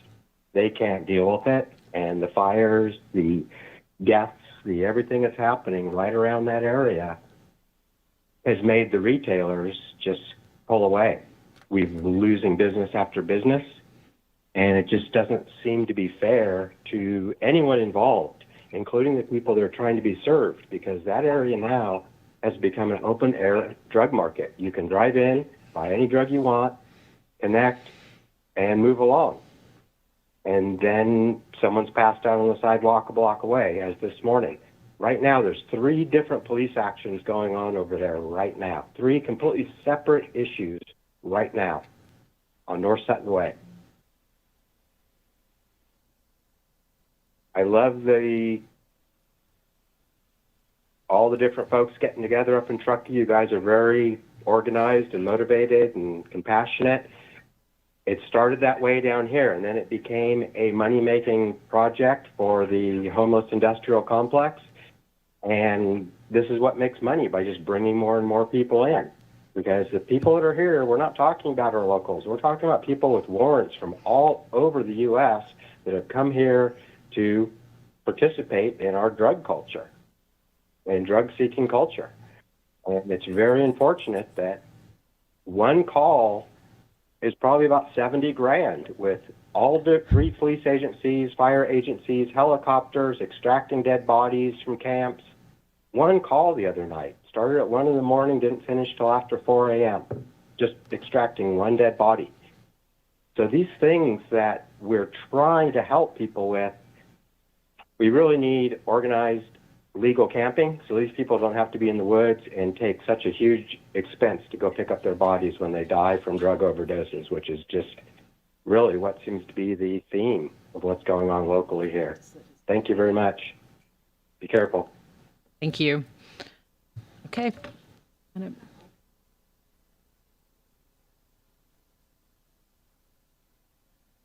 Just off the cuff, but I appreciate that you're here. I appreciate what you're doing.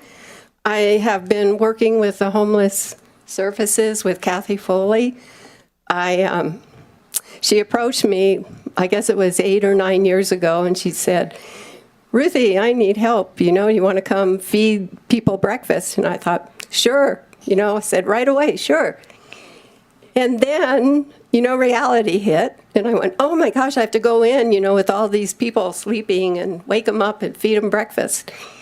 And I have to say, I have done a lot with the community. I've lived here since 1972. I've worked in the school district. I've been in Rotary.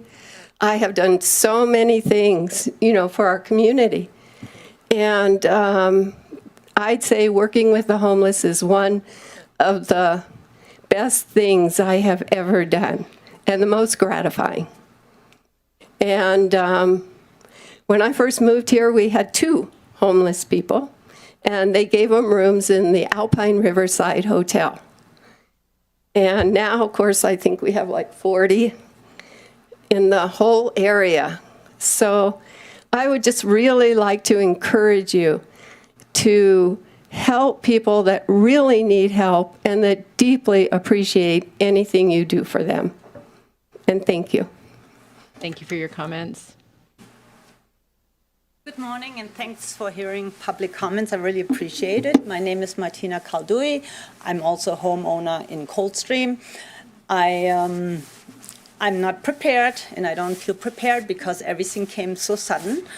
As Julia already stated, we didn't have, sufficient information, to attend meetings. I was out of town, and I'm not in support of the county using Section 18.020.25 for the following reasons. The building is for sale.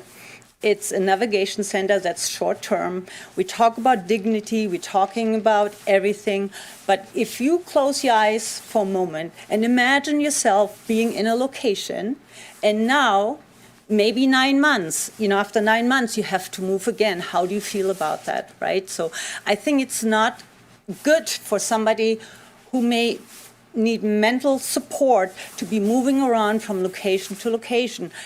I think there's dignity in having a permanent place and not moving people from one location to another location. This is not a long-term solution, it's short-term, and therefore I think that ROI, return of investment, can be used better.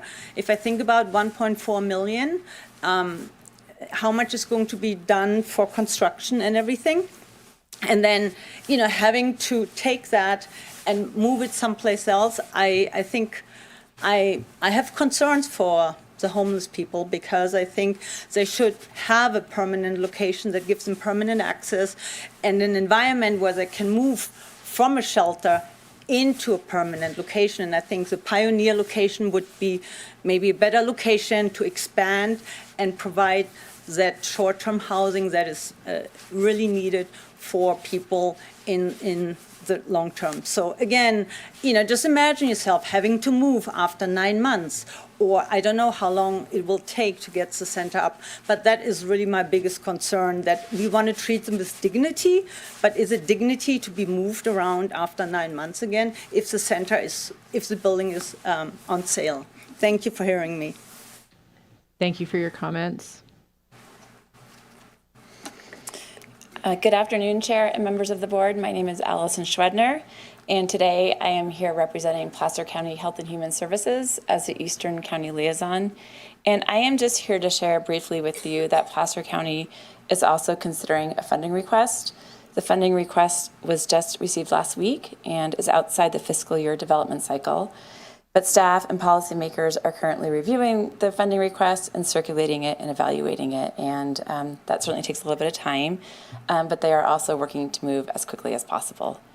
And then I also just want to share that Placer recognizes the uniqueness of this request, and that really working to end homelessness is a regional challenge requiring regional solutions. And we know that in the Tahoe Truckee area, many of our folks work in Placer County and live in Nevada County or vice versa, and our county lines are very fluid, and our neighbors experiencing homelessness also experience that fluidity.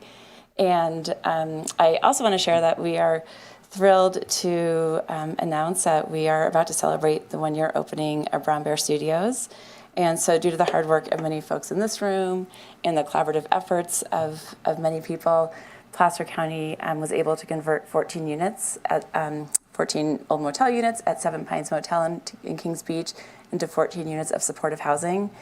And it is solutions like that that really work to support our entire region around homelessness. And so, again, thank you for taking the time today. And I also wanted to say thank you to THAC, which Placer County is also a part of, for its leadership in really quickly developing a solution that can benefit our entire region. So thank you very much.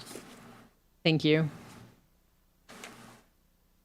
Good afternoon. I'm Jan Zabriskie, Mayor of Town of Truckee, and a member of the THAC committee and then the THAC coalition. Thank you very much, Chair Swarthout, and to your fellow directors. Thank you for hosting this item. This item has been unanimously supported by THAC. The recommendations have come through unanimously. The town staff has been the entity voting rather than I, even though I'm on the committee. I'm also on the town council, and the waiver of the notice provisions relating to the government code and the other items will come before me and my fellow council members this evening. And as you are hearing today, this evening, I will be hearing from, I expect, people both supporting and opposing the recommendations for the Navigation Center being located at Deerfield, as well as the funding and possible other items. We need to listen to people like Julie Arsenault, who not only said she opposes the location, but she added there's certain mitigation activities she wants to happen. Those are things we need to pay attention to, and that's what I expect the council will be doing tonight. Finally, I also want to mention Ryan got everything right except just there was one small item. Not only will the interim housing be year-round, but also the shelter beds and the daytime services. So if this goes through, this is a fairly comprehensive project, even though it's only a pilot scaled down version of what was recommended through the housing, the homeless action report. Finally, and most importantly, I want to thank all of the county staff, Ryan Groover, Phoebe Bell, and Jasmine, for putting in the extra time and extra effort that THAC demanded of them, as well as the town staff. Both our town manager and police chief have gone well beyond their normal duties and put in extra time and effort to bring us to this time, to this date and time, and through these achievements. So I'm very much appreciative. They deserve recognition. When you hand out your annual bonuses, be sure to think of them, all right? Thank you very much. Thank you. Thank you, Mayor. Tough to follow. Supervisors, Ted Owens, Tahoe Forest Health System, and also an active participant in the THAC experience. And I say that as an experience because it's been a long journey. And for the folks that may not be aware, THAC did a lot of exploratory investigation. THAC went down to South Lake Tahoe to see their experience and the things that they've incorporated in addressing the unhoused issues. We brought some of that back here. We examined, this isn't the first piece of property that we have examined. There have been multiple properties that have been examined, and they've all been faced with zoning issues or proximity to school issues and things of that nature.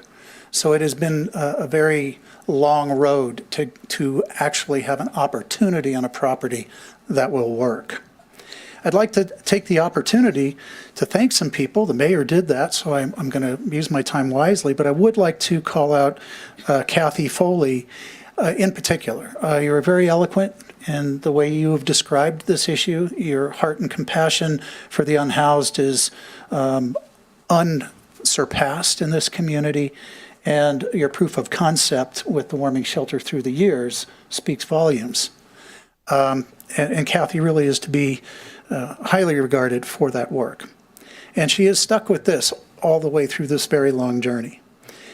One of the things I think that's very important in representing the hospital is to share with you a little bit of the challenges that the unhoused are faced when there are no services in our environment, which is very different than your environment down the hill.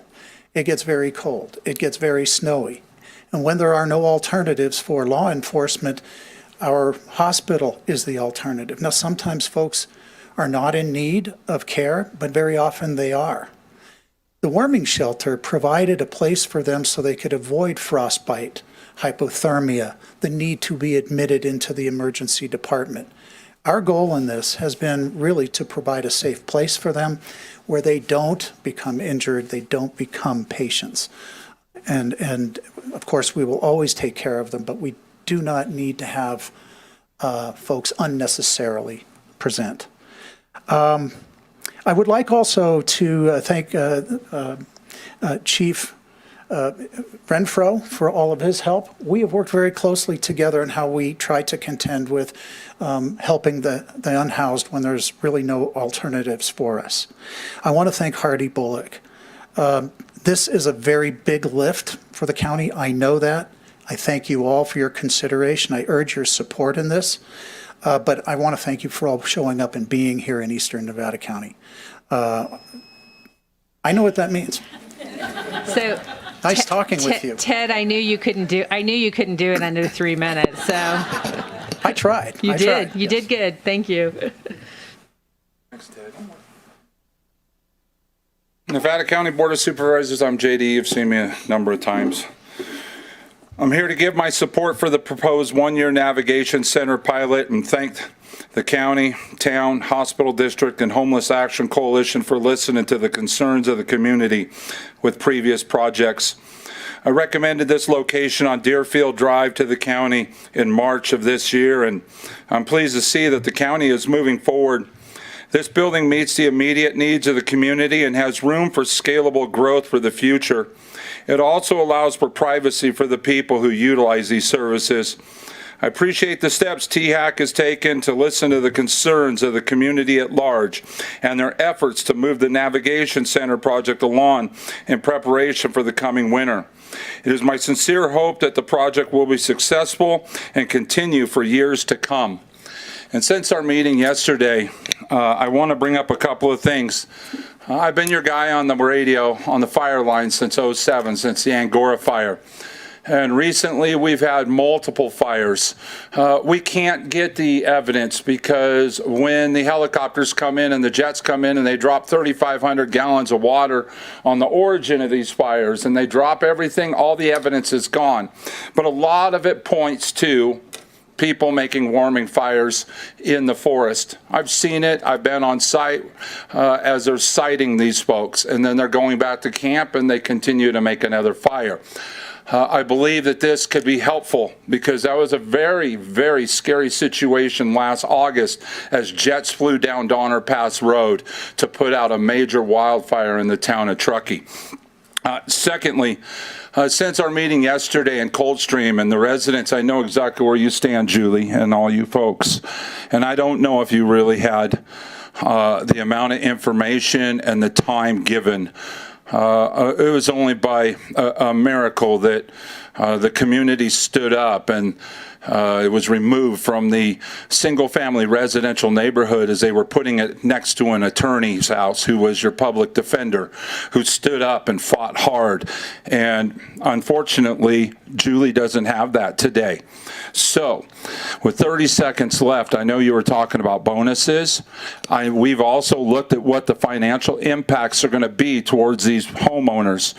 And instead of giving those bonuses to our government officials and county workers, I'd like you to think about giving the bonuses to the impacts and the loss of what they might lose financially of their home values, their way of life, and give these people back this money to them, because if it ends up there. And lastly, your behavior on the internet will last forever. Kathy Foley, I don't know what you did in the past, but I know what you said on the internet. It's there forever. Don't forget when you post it. Thank you for your comments. Hi. My name is Dan Wilkins. I'm in front of you as the acting town manager for the town of Truckee. Jen Calloway is out of town today and asked me to make some comments on behalf of the town. First and foremost, we sincerely appreciate the county's collaborative involvement with the THAC process, which involved, as we've heard multiple times, the town, the hospital district, other government entities, and nonprofits in the region.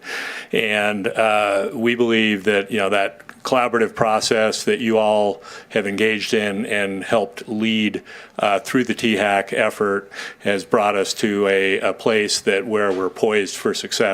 As Mayor Zabriskie mentioned earlier, the town council and the hospital district are meeting in a joint session this afternoon at 5:30, where the council will be considering 9 items that the staff is recommending to them, all of which would move this project along, and the town's role in that project would be approved through that if the council goes along with the staff recommendations. That remains to be seen. We need the full council to take action on that. And then the hospital district, their board is also considering the $360,000 contribution to make this a reality this evening.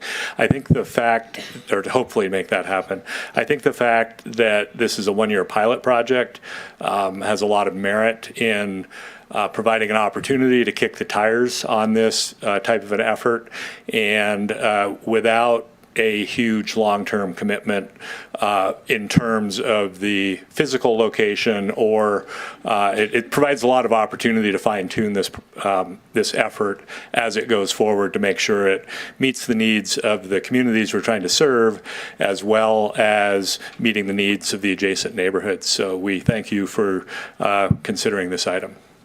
Thanks, Dan.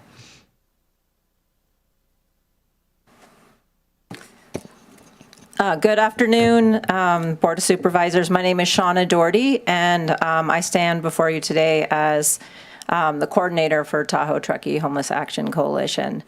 I'm here today, and I've been up at this podium for various reasons, also on town staff, always in the arena of housing. Homelessness is a housing issue. at the end of the day, and it's an honor for me to be working in the serving people who are in the housing bridge at the lowest level, or even trying to get into the housing bridge. I also want to extend a thank you to all of the THAC members and also to Nevada County staff.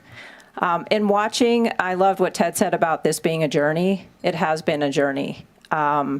It's been exciting, it's been hard, but what is incredible is that what I'm seeing is we're really truly at that sweet spot. And the sweet spot is that we've done our due diligence, we've had a community process. Just this year, we've had already 5 public meetings. We have a website, and we are collectively, as the partners of THAC, standing in locked arms, moving together with a model. So it's pretty exciting. I wanted to speak a little bit about the outreach.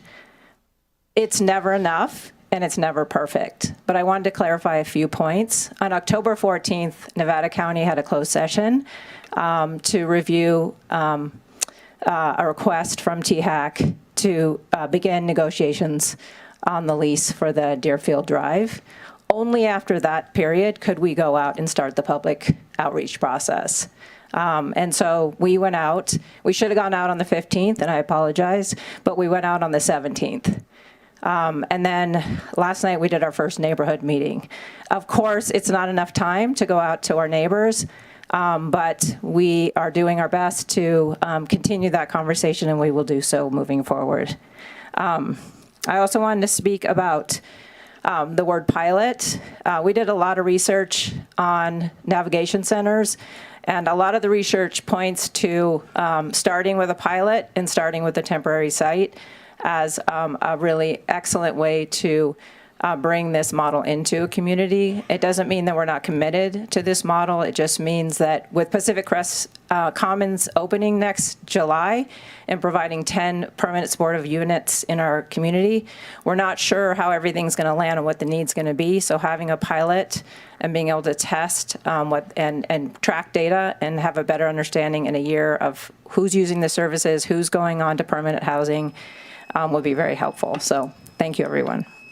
Thank you for your comments. Is there anybody else in the chambers that wishes to make public comment? I'm not seeing anybody. Are there any additional callers? No further callers. Okay, then I'm going to close the public comment. Obviously, anybody who's here, I'm sure you'll be at the meeting this afternoon and tonight, have the opportunity to address your concerns with the town council as well. So thank you, Mr. Mayor, for coming and expressing that to us this evening. So I will bring it back to the board for comments or questions on this. And just so you know, what we are voting on today is just to accept this presentation that was made to us. There's many more steps, I believe, that are going to occur before this gets approved, is my understanding. Yeah, no, that's okay. Ryan shaking his head yes. So, Artie, you want to start? Yes, sir. Thank you. Thanks to everybody who showed up to share your concerns with us, and I want to acknowledge the opposition in the room and at the different public venues that we've had reaching out. We understand this has an impact on you, and it has an impact on other community members. And so I just want to honor what you've told us and let you know that we hear you. We talk a lot about how to mitigate those and how we can change the characteristics of the program in serving the community to meet your needs as well. So we have, it's been a long road, many years plural, in this subject. Having a lot of monthly meetings here and a lot of outreach meetings. Shauna highlighted some of them, but not all of them, and particularly in 2024, late 24 and early 25, we had a whole flurry of meetings, and a lot of times until something's located or cited, it's hard for us to actually point to a direction that would actually impact somebody and give you the proper outreach. I just want to mention, I know we're short on time, so I'm going to keep all this very brief. A homeless story, we often ask ourselves, like, who is the homeless population in our town? I met with the other night a preschool teacher that was involved in raising my 2 children here in Truckee. And I have not kept track of her, but she came to find me because she had seen the work that we've done on THAC and wanted to tell me that she's become homeless over the last course of the number of years, 3 or 4 years. She lives in her car. She's a multi-clag credentialed teacher. She is educated by trade. She helped raise our kids and raised many other kids in this community, and she's now finds herself homeless because she can't afford to pay for a place to live. And so I thought it was touching that she found somebody that she thinks can make a difference. And I'm asking all of you to consider her story, because it's not somebody who has fallen on hard times based on their own behavior and pattern of dysfunction or illness or substance use disorder. This is a regular person that was a member of our family and closely held kind of tight-knit community member who we know and love. And Kathy, uses this affectionate term, friends and neighbors, which I've adopted too, and I say it a lot, but it's the closest description of our homeless population that I can recognize. So I just wanted to say thanks and pass that story along on behalf of my friend.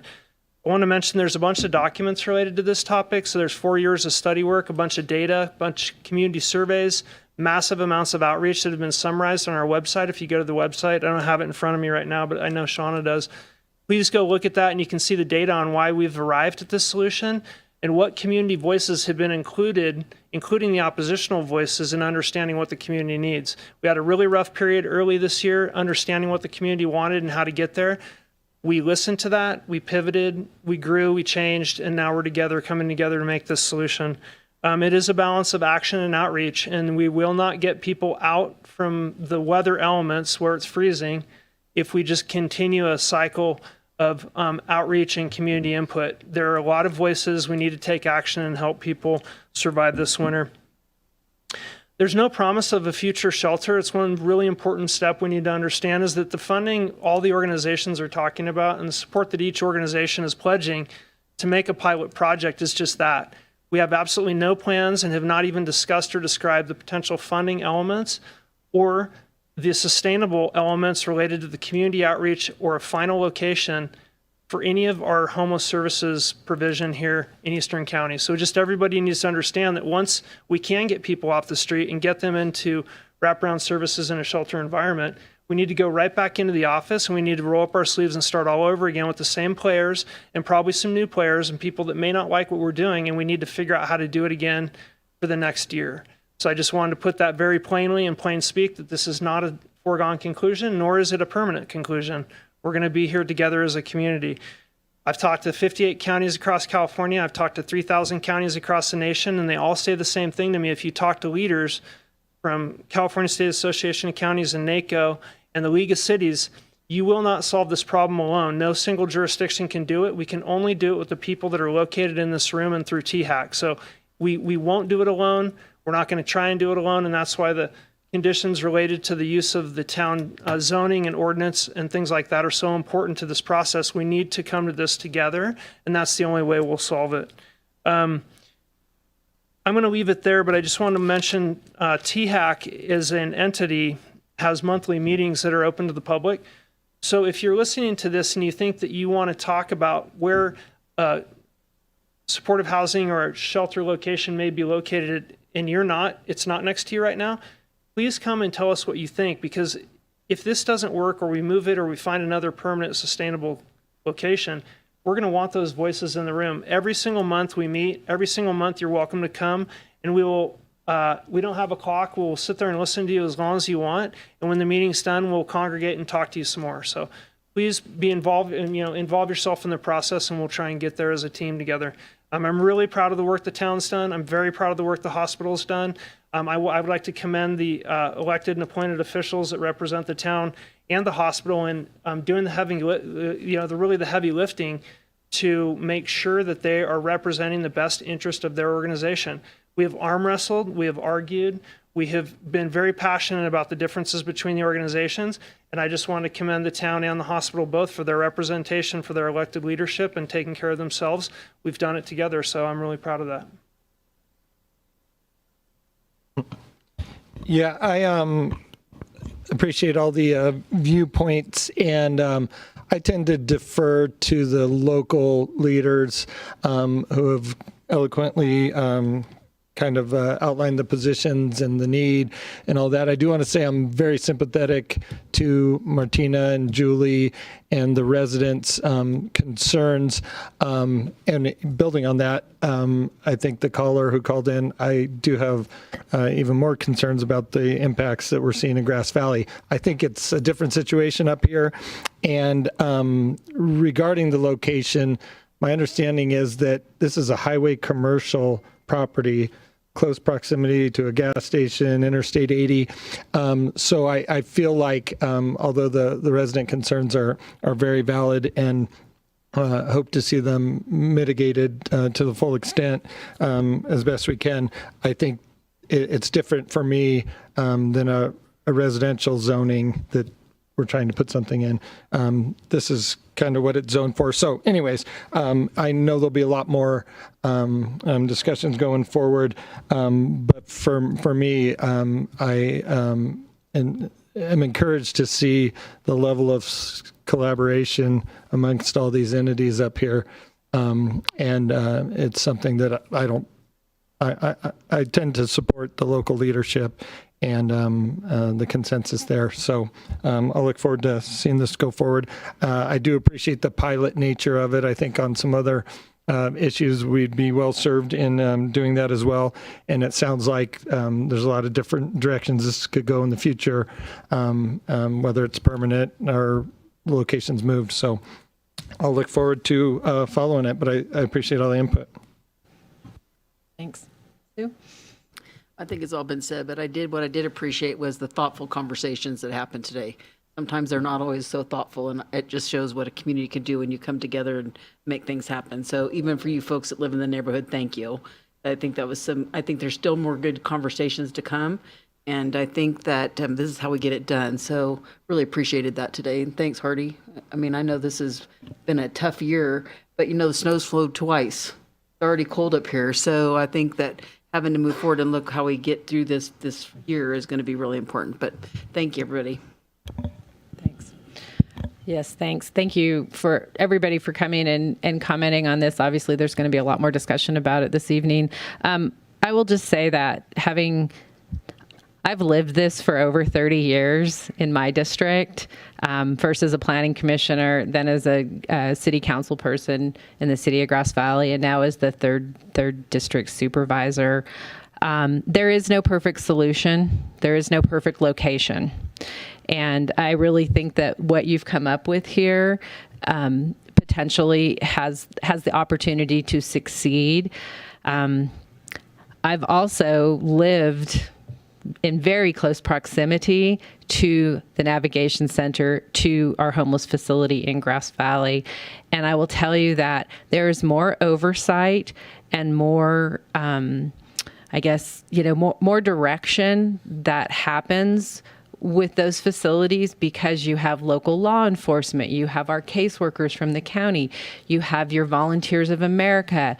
There's so many people who oversee the work that happens here. It really, I just want to say, I hope that will alleviate some of the fears that maybe the neighbors have, because they're so closely monitored, and the second that there's a problem, people step in to take care of it. And that was always a very big concern in Grass Valley, and I've watched the collaboration there. It's a lot different than here as far as public outreach. Truckee has it down. You guys always have public outreach, community collaboration, taking your time to make thoughtful decisions is very admirable.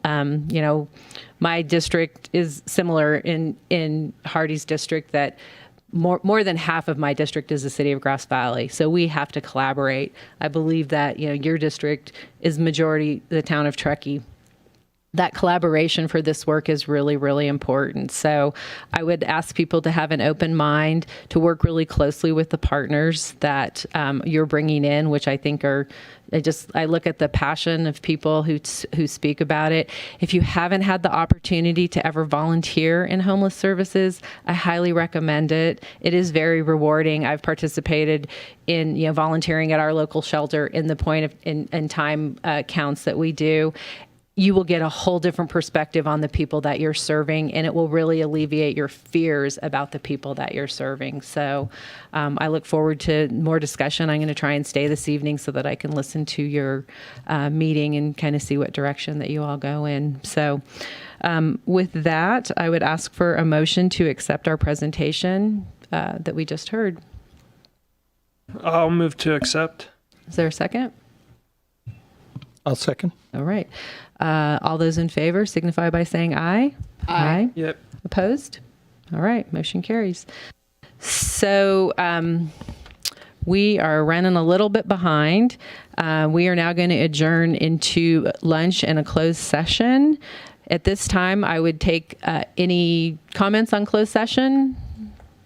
So I will probably need to read you into closed session. Okay, read us into closed session, Kit. And then you can take public comment. Okay. And it is with regard to, our closed session is on number 25. It is with regard to the same property that we've been discussing, and that is negotiating a lease terms for the Deerfield property as stated in the agenda. Thank you. Any comments on the closed session item? No? All right. So we are going to adjourn into lunch and closed session, and we are going to come back at 1:45.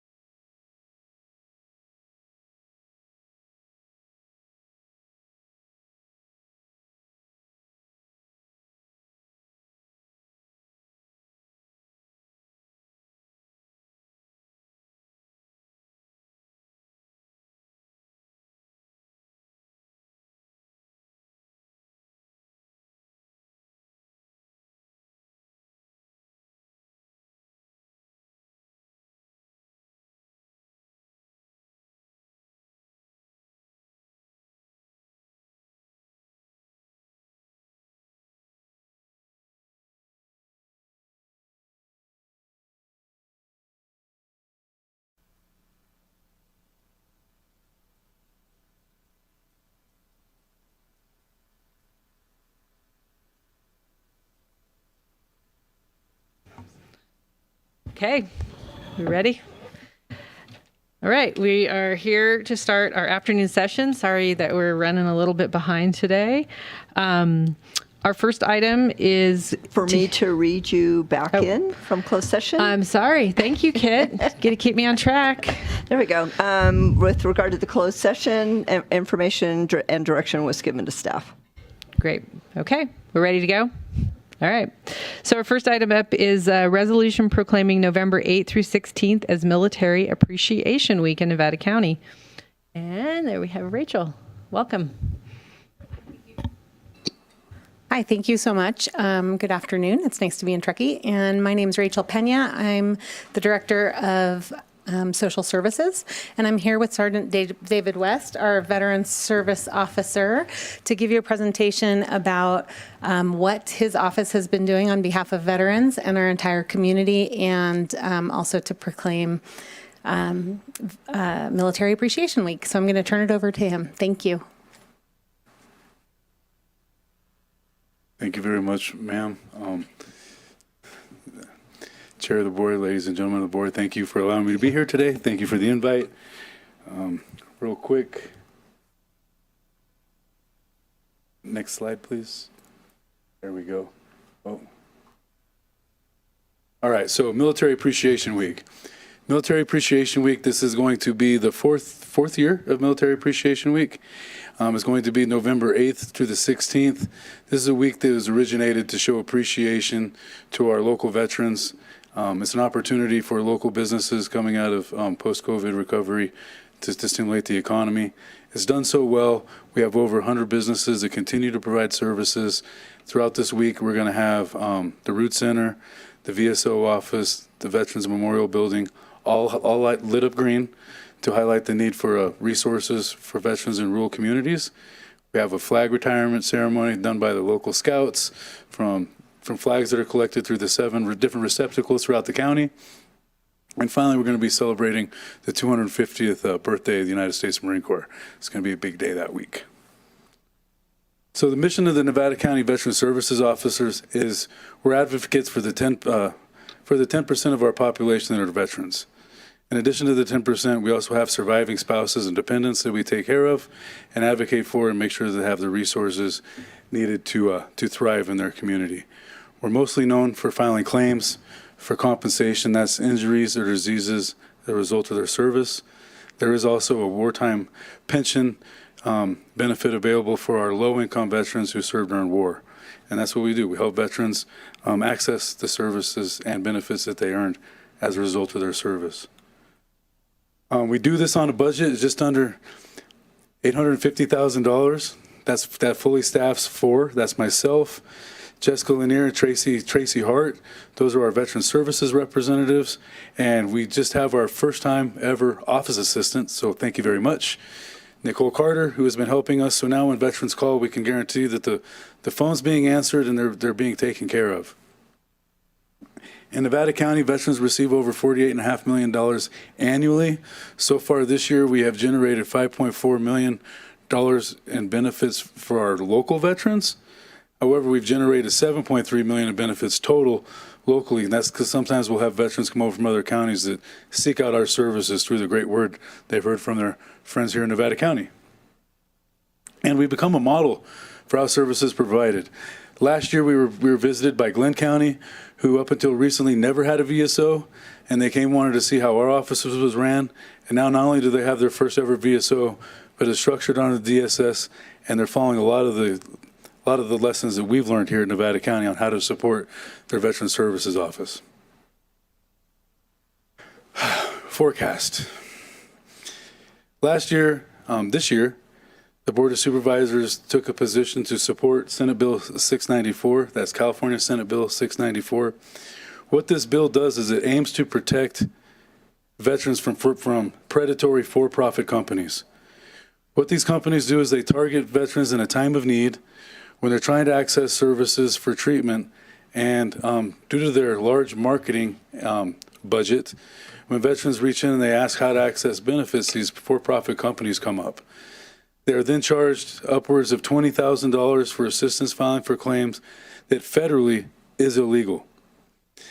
The problem is that in 2006, the federal law, the penalties were taken out. So even though it's still illegal, there is no penalties for illegal behavior. And what this bill does is it aims to put those penalties back in. And this issue is much more complicated than just supporting veterans and not being preyed upon by these for-profit companies. Recently, there was an article put out in the Washington Post that highlighted the fraud and abuse that is happening in veterans benefits. And on some of my trips to Washington, D.C., we're pushing back on what is called a means test, meaning that if a veteran served in Afghanistan or Iraq and they stepped on an IED and lost both their legs, but they make more than $125,000 due to their motivational speaking and overcoming, they can no longer get those VA benefits. There's discussions when veterans turn 65 that they can only get their Social Security benefits, and when veterans are service-connected 20 or 10%, that they're only allowed to get VA health care, no compensation for that. And the reason why these ideas are being discussed is they keep pointing back to these for-profit companies that guarantee 100% to veterans, that are manipulating medical exam forms, and are generally just bad for veterans here in California. So we're really pushing to get this bill passed in California so that other states will fall in line.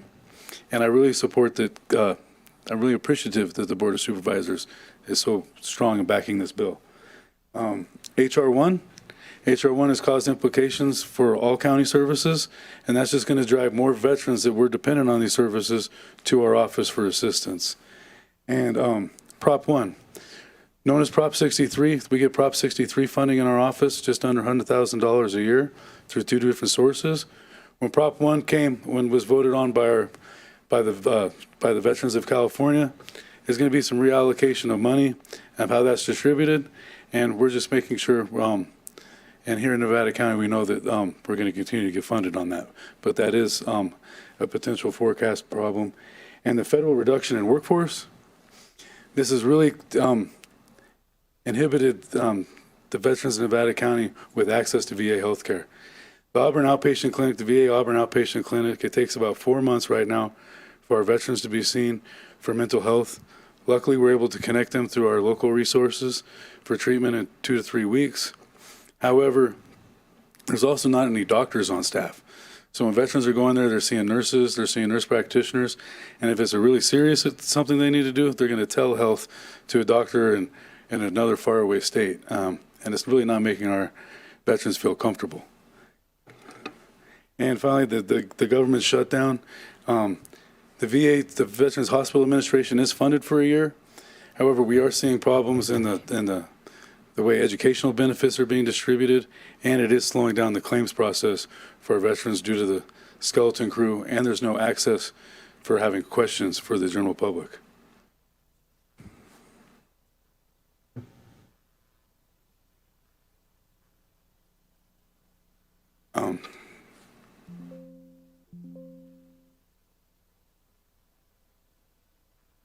There we go. All right, so highlighting the needs of Nevada County. We're going to be focused on ending veterans homelessness. We're still focused on veterans homelessness, and over the coming months, we're going to pull out a call to action for anybody in Nevada County that has a housing opportunity to offer, whether that be a home, an ADU, or what is available. We just encourage veterans to please reach out to my office or to the homeless program. CSAC conference. I'm going to get an opportunity. I've been asked to participate in the CSAC conference, where I'm going to highlight the benefits of a VSO in their county, and also on Senate Bill 694 and a fellowship program we're working on. So I'm really excited about that, to do that.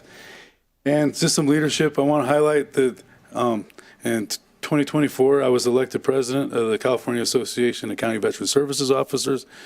My term is coming up in February. I was recently reelected to the vice chair of the State Commanders Council, and I continue to serve on the National Association of County Veteran Services Officers e-board, and that is all through the support that everybody in Nevada County provides me. We have our Veterans Outreach and Wellness Program. That is our mental health program and Guitars for Vets, and really trying to find alternate resources for veterans to talk about their feelings or find something to reduce their stress other than just talking about their problems. And we are also currently participating in the University of California study. We were asked by the Los Angeles County, along with Santa Clara County, to highlight the benefits that veterans and their families get by connecting with their local Veteran Services Office and how we benefit them. So right now, I think we have like 179 participants in Nevada County at that, and they're getting a small stipend to participate through the college. And finally, we're focused on Eastern Nevada County. We really want to expand services here. We're up here the first and third Friday of every month. We're contemplating doing a Veterans Health and Wellness Fair that is similar to the one we have in Grass Valley up here, specific for the veterans of Truckee. We do get a lot of veterans from the Reno area due to the fact that they don't have Veteran Services Officers in Nevada, so a lot get referred up here, and I'm sure they seek services from this area as well. We want to highlight that any veteran that lives up here in Truckee, all they have to do is reach out to us as of veteransofTruckee@nevadacountyca.gov, and they got their own special email. We have our own special outreach materials directing them to our offices, and we're also in the early stages of collaboration with Placer and El Dorado County to figure out how all three of our counties can work together to better serve the veterans in all three of our target area. And that's the end of my presentation. Thank you so much. Appreciate it. Any questions for David? No? I have one question. Yes, ma'am. When and where is the Marines' 250-year local celebration? I got it, and I'll send you the invite. Okay, I got it. I have to bring my dad. Yes, He's 90 years old, and one of his proudest things in his life was serving as a U.S. Marine. So Yes, ma'am. I will. I do know it's $50, but I will send you the invite. I will cover that without any problem. So thank you. I'm so happy to see that you're doing it. I know that I've been really appreciative of all the work that you've done. I've attended a few of your events over the last few years, and I think the veterans in our community are better for having you at their service. So thank you for everything that you have done. So, all right. Yeah. Military Appreciation Week, is that, I think saw some emails flying around. Is that happening next? Yeah, so Military Appreciation Week, and I think you might be talking about Armed Forces Day. Armed Forces, that's Armed next. Forces Day, Yeah. separate. Yes, Thank Armed you. Forces Day. Armed Forces Day. Right now, planning is a little difficult. We're getting a lot of return to emails due to the shutdown. But yes, we are planning. We are advanced in our planning, but we are going to continue to work on that. Forward. Okay, great. Yes. Thanks. All right. Yeah. No, I just want to say thank you. Your team, you guys do amazing things. I still hear from the folks at Glenn County when you guys pulled that together for them and the changes that they're making there in their office. And sometimes it's the big things, but sometimes it's the little things that you take the time to do that are so special. And just want to commend all of you for that work. And thanks, David, for your interaction, especially at the state and the national level, really, where you are advocating. And I think that's so important. So I just want to thank you for that. Thank you. Thanks. All right. Is there any public comment on this item? No in the chambers. Are there any calls? No callers. Okay, great. We'll close public comment. And we have 2 action items that we need to take care of. The first is a motion to adopt the resolution for Military Appreciation Week, November 8th through November 16th. So moved. Second. All right. Roll call. District 5? Yes. District 2? Yes. District 4? Yes. District 3? Yes. District 1 is absent. Great. All right. And our second is a vote to accept the presentation that we just heard. So moved. Second. All right. All those in favor? Aye. Any opposed? Just one more quick mention. I just wanted to let you know, David, I mean, from time to time we get emails just in support of your office and you in particular. And they are not lost on us. And I know many of us say, hey, thanks a lot, David. But I just want to acknowledge that the board receives routine emails about the quality of your service and your service and dedication to the veterans. I just want to thank you for that. Oh, thank you. I appreciate that, sir. But it all goes back to your leadership. And the board and Allison's leadership and everybody. I know I know that not every county supports their veteran services officers and their veterans the way that Nevada County does, and I am very cognizant of that fact, and it only happens because of the support you guys provide and allow me to do things, so thank you. Well, it is kind of fun to think back. I remember when you first came, like the whole thought about being in front of the microphone was like, Dave was like, And he's a and you're now a pro, look what the you're things, a pro now. I know. So like it's come so far, and I just think it's exciting, and it is really appreciated. I think the community really feels it. So Yeah. I just remember that first presentation at the board. So you have come a long way, my friend. Thank you very much, ma'am. And I think seeing your name up there for that USC study with Los Angeles, Santa Clara, and Nevada County, that's very impressive. Usually they go to big counties, and so you're doing everything right and representing our community very well. So Thank you. Thank you. Thank you very much. Right. Okay.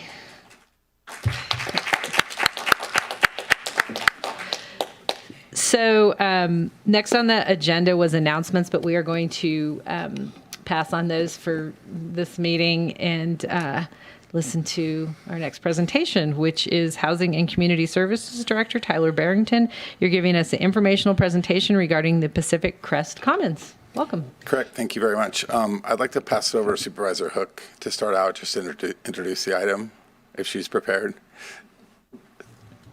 Well, I don't know about how prepared, but I am excited about this process. I really love being on the Regional Housing Authority, and this is one of those kind of projects. And I'm excited for you all to come and see it.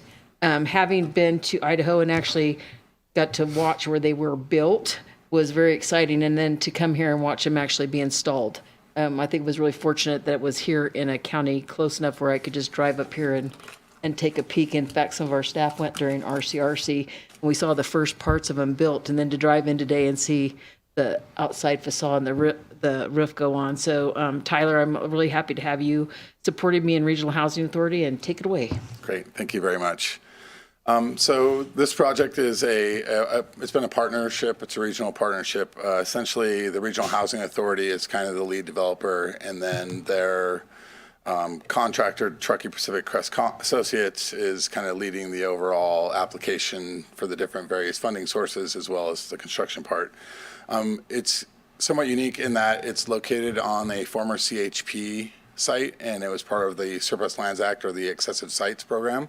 And so, part of that program, you're required to offer up a government-owned property that becomes surplus to affordable housing developers. And so the Regional Housing Authority jumped on the opportunity. The site's approximately 1.7 acres. It's zoned in Truckee under the corridor mixed use, which allows for up to 12 to 24 dwelling units per acre. It's actually, because it's under the authority of the state, the entitlement process didn't go through the town of Truckee. It actually went through the State Department of General Services as the approval agency, and it was found to be exempt from CEQA as an infill project. So the project itself, it's a 55-unit multifamily development. It's consisting of 2 buildings that are 3 stories, which is relatively tall for Nevada County. The first building is 25 units, and then the second building is 30 units. It's a 100% affordable housing project to at least 80% of the area median income and below, but it also has 10 set-aside units for homeless that will be qualified at 30% of the AMI. And those units are required to be supported and staffed by the county, staff from Behavioral Health Department, to help the residents there with their daily needs. The access itself is provided off of 89, and then there's secondary access along Donner Way. The project itself has several little picnic areas. It has a laundry. It has a 3,400 square foot open or common space, and then there's some art access areas. Sorry, bear with me. Oops, too far. Okay, so I won't go into all the details of this, but this slide just demonstrates the kind of the tapestry of funding sources it takes to put a project like this together. There's federal tax credits, state tax credits, there's state funding through HCD, such as the No Place Like at Home grant. That's a grant that kind of allocates for those homeless units. There's also local match funding, of which Nevada County participated in the program. And that match funding is important because it was necessary in order for the applicant to qualify for their tax credits. You can see the town of Truckee also put in a significant amount of money, as well as the MARTIS Fund, and then the Regional Housing Authority themselves. In total, the project is approximately $38 million to bring it forward. And then some of these pictures I actually got from the developer. They're the units being constructed in place. And then, as Supervisor Hook mentioned, the units themselves are built off-site up in Nampa, Idaho, by a company called Autovol. And so I have a few pictures of the plant itself. I don't know that these are the specific units being built here at the Pacific Crest Commons, but it's just an example of their showroom. They have a giant, I believe it's 400,000 square feet, and about 275 or so employees, but a lot of it's done through robotics. So the project itself was started in June of this year. I believe they staged the units up at Soda Springs and then brought them down, and as you can see, they've gone up very fast. They're hoping for completion by November of next year. And as Supervisor Hook mentioned, we will be doing a site visit. The developer, the superintendent, is aware of your presence and is waiting for you to show you around. And I want to thank Mandy Stewart for the photos. She snuck around the site last week to give me some photos of the buildings in progress. So like I said, this project, it was a long time coming. It took a lot of work from both the Housing and Community Services Division, my predecessor, as well as the Regional Housing Authority, the town of Truckee, and some other partners to bring it forward. And it's a significant, large, affordable project in the town of Truckee, and so really proud of it coming forward. So that concludes my presentation. And like I said, we'll have a site visit with the construction team a little bit later to kind of walk you where they're at in the process. Great. Thanks, Tyler. Any questions for Tyler? Hardy? Thanks, Tyler. Appreciate everybody's help in bringing this together. And Sue, I'm excited you guys are there to be the voice for that, the advocacy in that Rural Housing Authority. One of the questions, previous projects in Truckee have had different populations mingled, so artist lofts and then Cold Stream Commons, Cold Stream Commons have been mixed together. And I think the board had a lively discussion a long time ago now, but related to the oversight, who's the oversight for managing the population within the housing. That's question number one. Just wondering what you talked about, a little bit of our staff having wraparound service support. Yeah, I mean, I don't know a lot of details. I know that, the 10 units will be supported by Behavioral Health Department and have wraparound services. The remaining units will be qualified through, I believe, the Regional Housing Authority, and I think there are some project-based vouchers that are associated with it. And there are a split in the income levels. As I mentioned, there are 10 of the units are restricted to 30% and below the area median income, and then the remainder are below 80%. And I have some notes here, and I thought some of them might have been in the 60 category as part of their application, but I just don't have it right in front of me.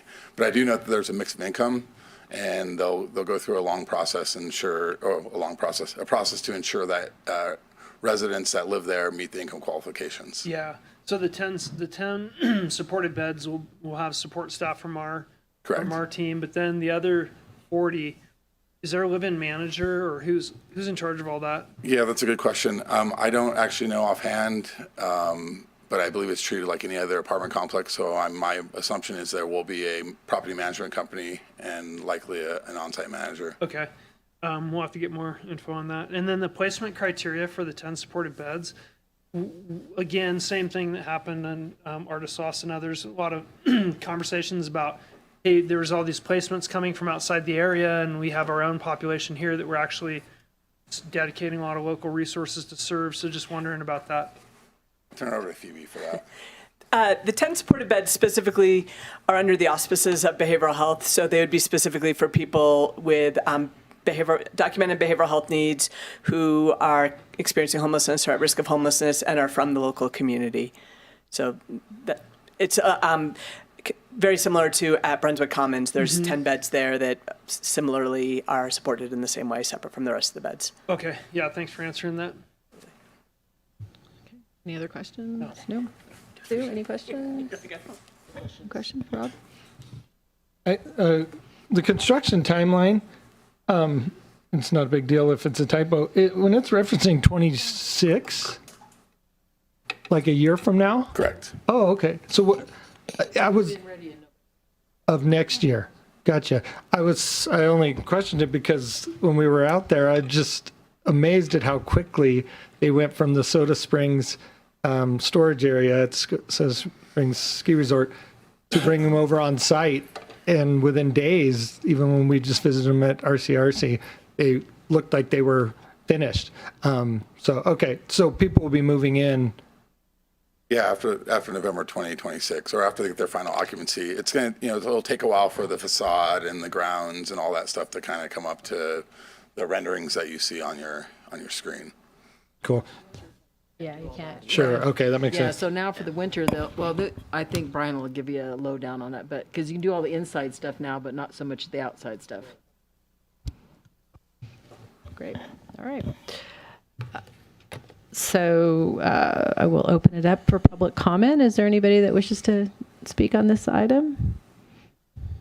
Any phone calls? No callers. Okay, sure. Come on up. Since I'm here. Hi, Shauna Doherty, and I'm a senior manager with Agnew-Beck Consulting. Very excited to see this project go through. We've done a couple of site tours with the Tahoe Truckee Homeless Action Coalition. When I was at the town of Truckee, we noticed that this surplus site was listed in the governor's plan for addressing housing, and called them up, and it's been a long journey, and we appreciate Nevada County's diligence to get to this point. And when we did the site tour, they said might be as early as July. So we're pretty excited about that. Thanks so much. Thank you. All right, seeing no other public comment, we will close public hearing. Bring it back to the board for any final comments or questions. I think that issue of the property manager is something that there needs to be a definitive answer on that, because I know that has been a bit of a contentious issue with the Brunswick Commons.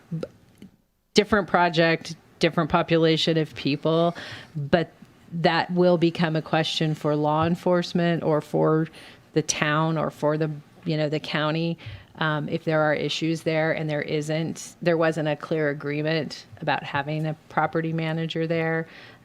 So if we could maybe find that out and bring that back, that would be I can great. look it up and follow up with the board. Okay.